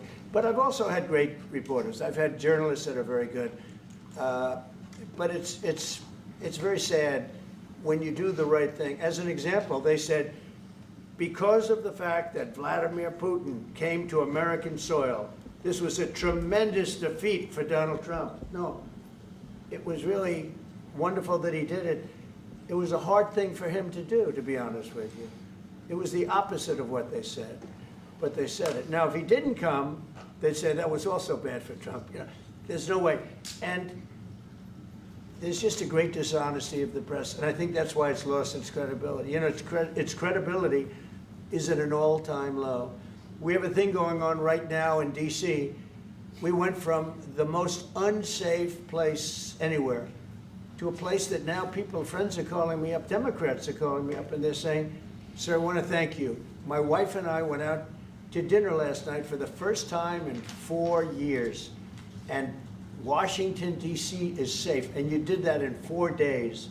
I'll tell you, it's safe. I had another friend of mine. He has a son who's a great golfer. He's on tour, and he came in fourth yesterday in the big tournament where Scotty Scheffler made the great shot, and he said his son is going to dinner in Washington, D.C. tonight. I said, would you have allowed that to happen a year ago? He said, no way, no way. He said, what you've done is incredible. And I think the people realize it. But the press says, he's a dictator, he's trying to take over. No, all I want is security for our people. But people that haven't gone out to dinner in Washington, D.C. in 2 years are going out to dinner. And the restaurants the last 2 days were busier than they've been in a long time. Thank you. We're listening to President Trump at the White House. He's supposed to be speaking with President Zelensky about potential peace agreements, and we'll keep following. Thank you, Mr. President. Last week, you warned of what you called severe consequences if a 30-day ceasefire or any type of ceasefire were not agreed to by Russia. Will there be severe consequences? Does that change because of your I don't meeting think with you need a President Putin? ceasefire. You know, if you look at the 6 deals that I settled this year, they were all at war. I didn't do any ceasefires. And I know that it might be good to have, but I can also understand strategically why, well, you know, one country or the other wouldn't want it. You have a ceasefire and they rebuild and rebuild and rebuild, and, you know, maybe they don't want that. But if you look at the 6 deals that we made peace and you know, long-term, long-running wars, I didn't do any ceasefires. Would I like the concept. You know, I like the concept of a ceasefire for one reason, because you'd stop killing people immediately, as opposed to in 2 weeks or 1 week or whatever it takes. But we can work a deal where we're working on a peace deal while they're fighting. They have to fight. I wish they could stop. I'd like them to stop. But strategically, that could be a disadvantage for one side or the other. But all of these deals I made without even the mention of the words ceasefire. Are you President Zelensky, Can you explain the decision to offer Ukraine Article 5 like security guarantees, but stop short of pushing for their full membership? Yeah, well, we haven't done anything on that yet. If you look back and you go back long before President Putin, it was always a statement that they would never allow Ukraine into NATO. So that was a statement that was made, but we haven't discussed any of that yet. We're going to be discussing it today. But we will give them very good protection, very good security. That's part of it. And the people that are waiting for us, they are, I think they're very like-minded. They want to help out all. Thank you, President. Thank you, President Trump. Are you disappointed there's no ceasefire, The United States has already given hundreds of billions of dollars to this war effort in Ukraine. At best, it is a stalemate, and the killing continues. So, President Trump, how much more is the United States willing to give Ukraine? And President Zelensky, how much more do you want? Well, I'll start off just by saying we're not giving anything now. We're selling weapons. This is something before, I guess the number is well over $300 billion. That was under Joe Biden, a corrupt politician, not a smart man, never was. By the way, go back 40 years, he was not a smart man 40 years ago either, but now he's in particular bad. This was done by a corrupt administration that shouldn't have been in, and frankly, if the right results of the election were given, if I were president, this war would have never taken place, and he would have been very happy, because he would have liked to have seen. I mean, they went through hell. He went through hell. This war would have never happened, and the people that were killed, a couple of million people, a lot of people with soldiers and everything else, and the people that have been displaced and forced into other areas and other countries because of what's happened, none of that would have happened. And I'm just saying that he was a horrible president, whether it was the borders or this, he was just a horrible, corrupt president. Mr. President, you want to I can. Thank you so much. So first of all, we have possibility now to buy weapon from the United States. We are thankful. We're now this hearing from program President Zelensky. This opportunity. We are thankful for Europe. They pay for this, and through NATO program, for example, Pearl and etc. We have some programs where we can have some money to finance this, and this is a part. I think it's not a part for the war and to defend us. It also will be a part for security guarantees, to strengthen our army, to rearm Ukrainian army. This is very, very important. And it depends how much money we need to rearm. For example, the question of air defense, we spoke about it with President Trump, and I'm happy that we have now bilateral decisions and we work on it with production, American production. Nobody in Europe has so many air defense like Patriots, for example. We need it very much, and this is also about defending. President Zelensky, I think the good news, we make the best military equipment in the world by far. You mentioned the Patriots. How good are they? Systems. We have systems, they're literally 100% foolproof. And it's really like shooting two bullets, you know, two bullets hitting each other in the air in a space like this. The chance is 100%. It's 99 to 100%. So we sell the equipment to NATO. And NATO does what, I don't know what the arrangement is that you have with, but I know that they want you to have the equipment. And we're getting the best equipment in the world, but they pay us for the equipment. Under Biden, it was just crazy what was going on. I believe the number is over 300. I think it could be $350 billion worth of equipment and money and everything else. And we've made more progress in settling this war in the last 2 months than they made in 4 years. This should have been settled a long time ago, but it should have never happened. Yeah, please. Real quickly, you pushed out on social media. All right, Brian, go first. You pushed out on social media about doing away with mail-in ballots and potentially electronic voting machines. Can you expand on that and how important Well, that's a very off-topic, just really quickly. Mail-in ballots are corrupt. Mail-in ballots, you can never have a real democracy with mail-in ballots. And we, as a Republican Party, are going to do everything possible that we get rid of mail-in ballots. We're going to start with an executive order that's being written right now by the best lawyers in the country to end mail-in ballots because they're corrupt. And you know that we're the only country in the world, I believe, I may be wrong, but just about the only country in the world that uses them because of what's happened, massive fraud all over the place. The other thing we want change are the machines. For all of the money they spend, it's approximately 10 times more expensive than paper ballots. And paper ballots are very sophisticated with the watermark paper and everything else. We would get secure elections, we'd get much faster results. The machines, I mean, they say we're going to have the results in 2 weeks. With paper ballots, you have the results that night. Most people, but most people, many countries use paper ballots. It's the most secure form. So between paper ballots, very, very important, paper ballots, and I think maybe even more important, the mail-in voting. We're going to end mail-in voting. It's a fraud. If you have mail-in vote, even Jimmy Carter with this commission, they set it up. He said the one thing about mail-in voting, you will never have an honest election if you have mail-in. And it's time that the Republicans get tough and stop it because the Democrats want it. It's the only way they can get elected. Because with men and women's sports and with transgender for everybody and open borders and all of the horrible things, and now the new thing is they love crime. They're fighting me on the fact that I've made Washington, D.C. safe. We're not going to get mugged, beaten up, or killed like all the people you've been watching get so badly hurt. I'm glad, I hate to take your time in this, but I'm glad you asked me that question. Sorry. We're going to stop mail-in ballots because it's corrupt. You know, when you go to a voting booth and you do it the right way and you go to a state that runs it properly, you go in, they even ask me, they asked me for my license plate, for identity. I said, I don't know if I have it. They said, sir, you have to have it. I was very impressed, actually. But it's very hard to cheat with mail-in voting. As you know what happens in California, it's so corrupt, where some people get 5, 6, 7 ballots delivered to them. Now, we got to stop mail-in voting, and the Republicans have to lead the charge. The Democrats want it because they have horrible policy. If you have mail-in voting, you're not going to have many Democrats get elected.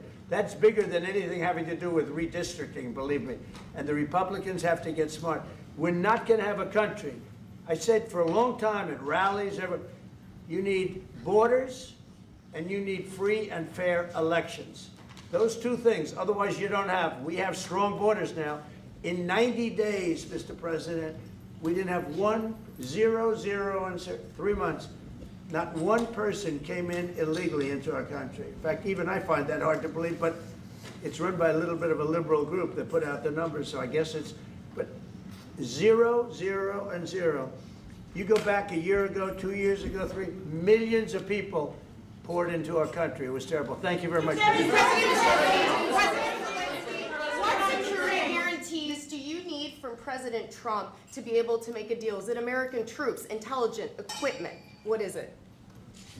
Everything. And really, it includes 2 parts. First, strong Ukrainian army. That's what I began to discuss with your colleagues.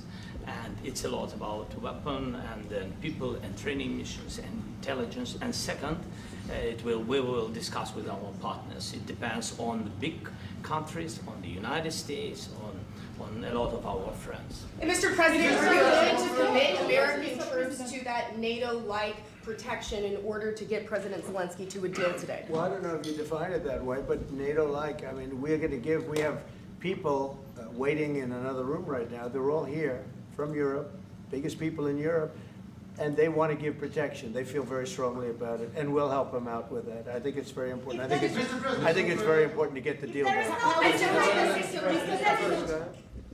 You've been involved with the peacekeeping in Ukraine since your first day in the administration.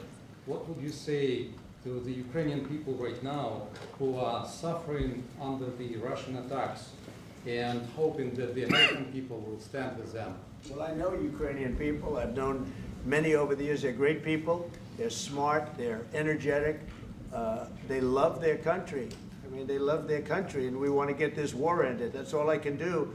I love the Ukrainian people, but I love all people. I love the Russian people. I love them all. I want to get the war stopped. Very important. Mr. President, was there any aspect of your discussion with Vladimir Putin that left you disappointed? Look, we just spoke to, I was just telling the president, I just spoke to President Putin indirectly, and we're going to have a phone call right after these meetings today. And we may or may not have a trilat. If we don't have a trilat, then the fighting continues. And if we do, we have a good chance. I think if we have a trilat, there's a good chance of maybe ending it. But he's expecting my call when we're finished with this meeting. Thank you very much, We've been listening to a press conference Donald Trump is hosting Vladimir Zelensky and several European leaders talking about the follow-up to the meeting with Vladimir Putin on Friday. He certainly digressed into several different areas, but we're going to leave that and come back after this break. Americans may not agree on much, but we agree on Social Security. We all pay in. It ought to be there when we need it. Social Security could face a funding gap in less than a decade, and I don't want to see a pay cut. I'm with AARP in the fight to protect the Social Security we earned. Pledge to protect Social Security at aarp.org/weearnedit. That's aarp.org/weearnedit. Paid for by AARP. When your reputation's on the line, you don't leave anything to chance, especially your primer. Painters trust Kilz primers for a smooth start, strong adhesion, and serious stain-blocking power. And now, the full Kilz lineup is available exclusively at the Home Depot. Need it fast? Get same-day or next-day delivery, or order online and pick up in-store. Kilz primers. Pro results, faster. The Home Depot. If you're a pro, you know.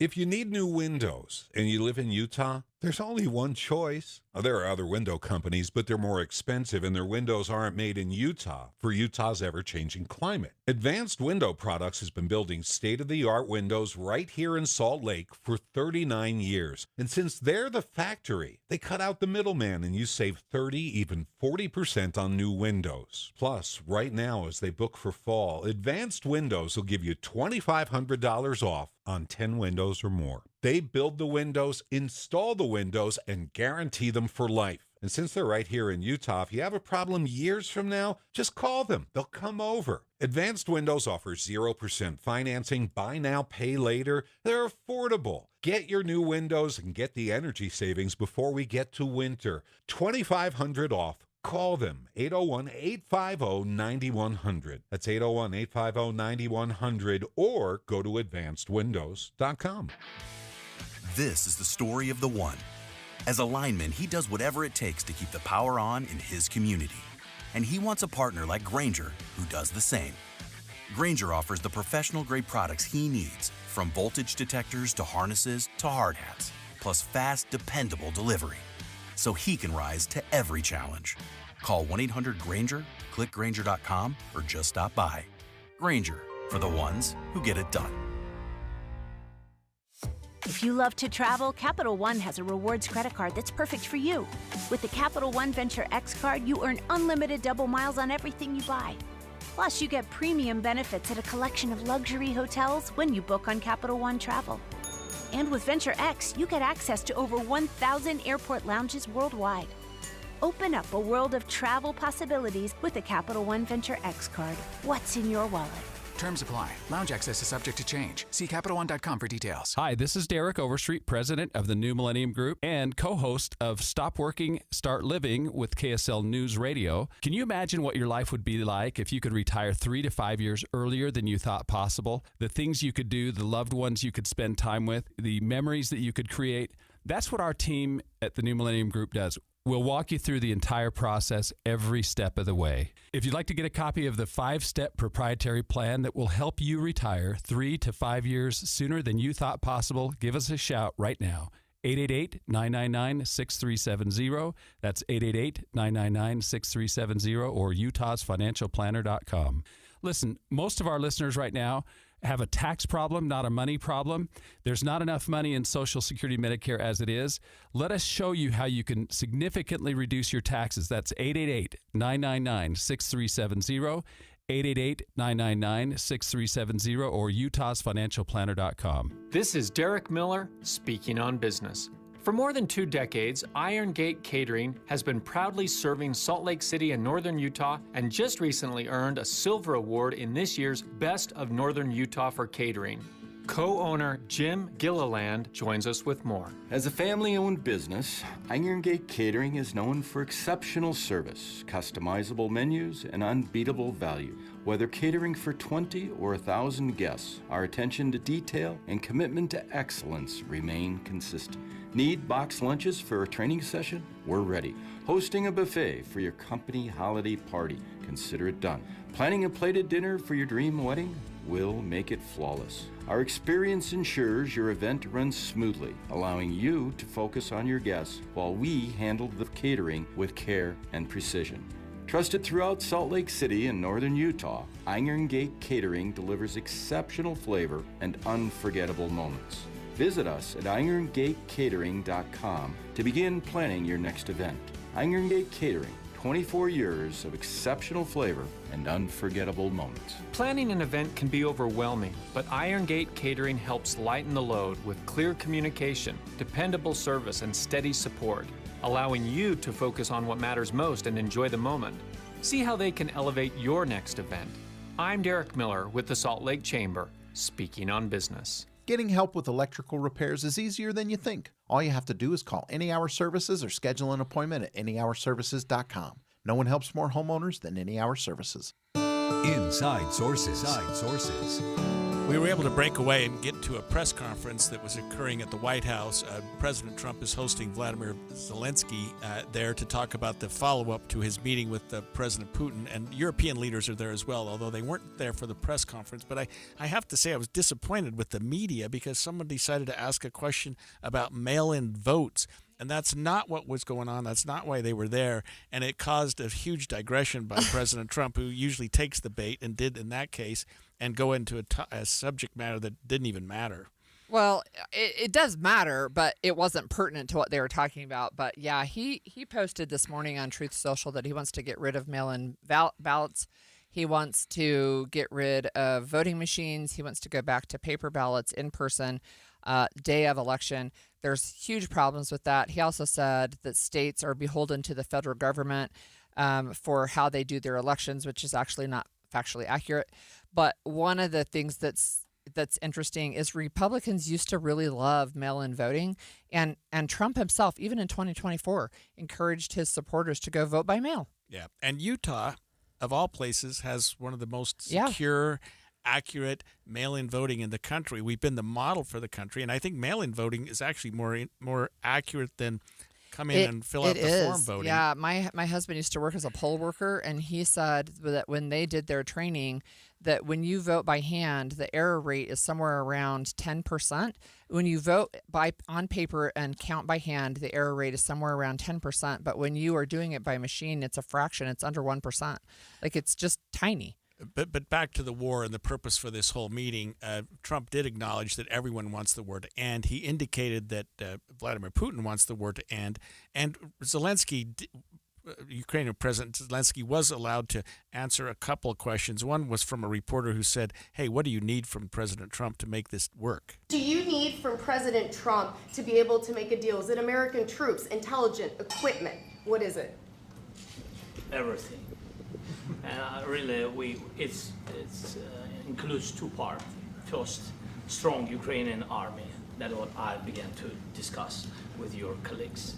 And it's a lot about weapon and then people and training missions and intelligence. And second, we will discuss with our partners. It depends on the big countries, on the United States, on a lot of our friends. I just don't see Zelensky allowing for there to be a compromise in terms of ceding land to Russia. I just don't see the Ukrainian public saying, okay, we'll give you 15% of our land and let's call it even and walk away. And I don't see Russia walking away either. I don't know how Trump's going to broker this. But They also talked about security. I mean, one of the questions from reporters was, what about the security deal? Are you going to give them security assertions like they would get if they joined NATO and call it NATO-like? And President Trump said, we don't really have an answer on that, and just trust us that we are going to provide security. So that is part of what needs to happen, I think, for Ukraine to be able to feel like this is a deal that they can, back. And you would think that the Trump administration would acknowledge that at least getting a ceasefire out of Russia would have been a partial victory. Not only did he not get the ceasefire, but now he's saying, well, the ceasefire doesn't really do anything. We really didn't need that. I mean, tell that to the Ukrainian people who are still under assault. Yeah, right. Daily. Right, including last night, right, where 10 more people died. Oh, okay.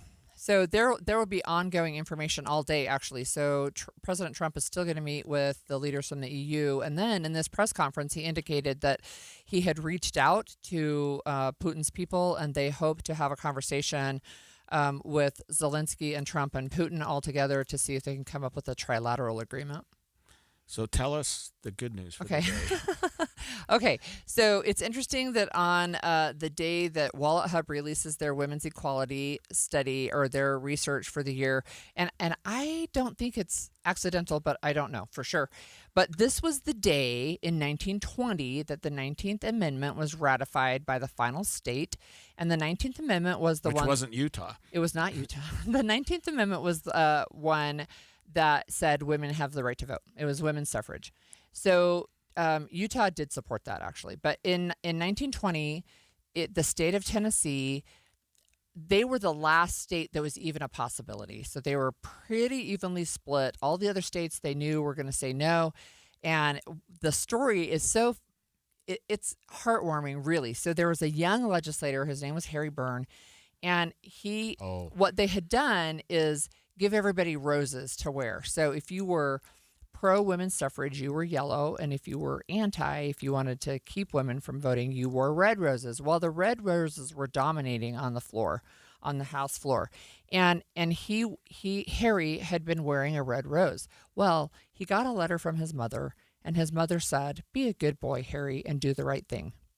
So Harry changed his vote, and he voted yes. He cast the tie-breaking vote. And then story has it, he felt like everybody was going to, they were out for blood, probably not literally, but maybe. And so he climbed up to the attic of the state building and escaped through a top story window because he was trying to get away. His life, right? Yeah, right. But it was Harry Byrne who did what his mom said and cast this vote. So it was later officially put into place. But on this day in 1920, Tennessee cast the deciding vote to ratify the 19th Amendment. Just 105 years ago. Yeah. That women have had vote. Yeah, and remember, we've had conversations before also that even in 1920, this didn't actually mean all women could vote. We know that women who were Native American did not have the right to vote because Native Americans were not considered citizens of the United States. And it took well into the 1960s before women who were black actually could freely vote. Oh, that's right. Yeah. Well, 19th Amendment, it was a good thing, and it was passed 105 years ago by the deciding vote of a legislator from the state of Tennessee. Harry Byrne, bless his heart. He did the right thing, said his mom. According to his mom. Yep. Okay, I have a couple of other things for you today. Hold on one second while I find my couple of other things. So today is actually, what day is it today? It is August 18th. It's Never Give Up Day. Never Give Up Day. So look, in August we're kind of slim pickings. So never give up. I know. It's like, really, it just is like, just keep trying. Even if it's hard, just keep trying. It's never give up day.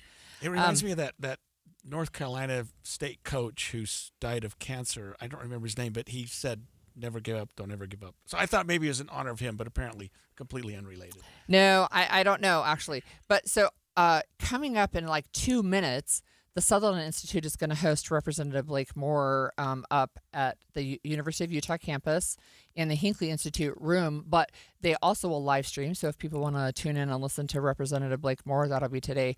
And then there's these two things and they go together. So on this day in 1587, and it was just days after landing at Roanoke Island in Virginia, Eleanor Dare gave birth to the first child born in the Americas.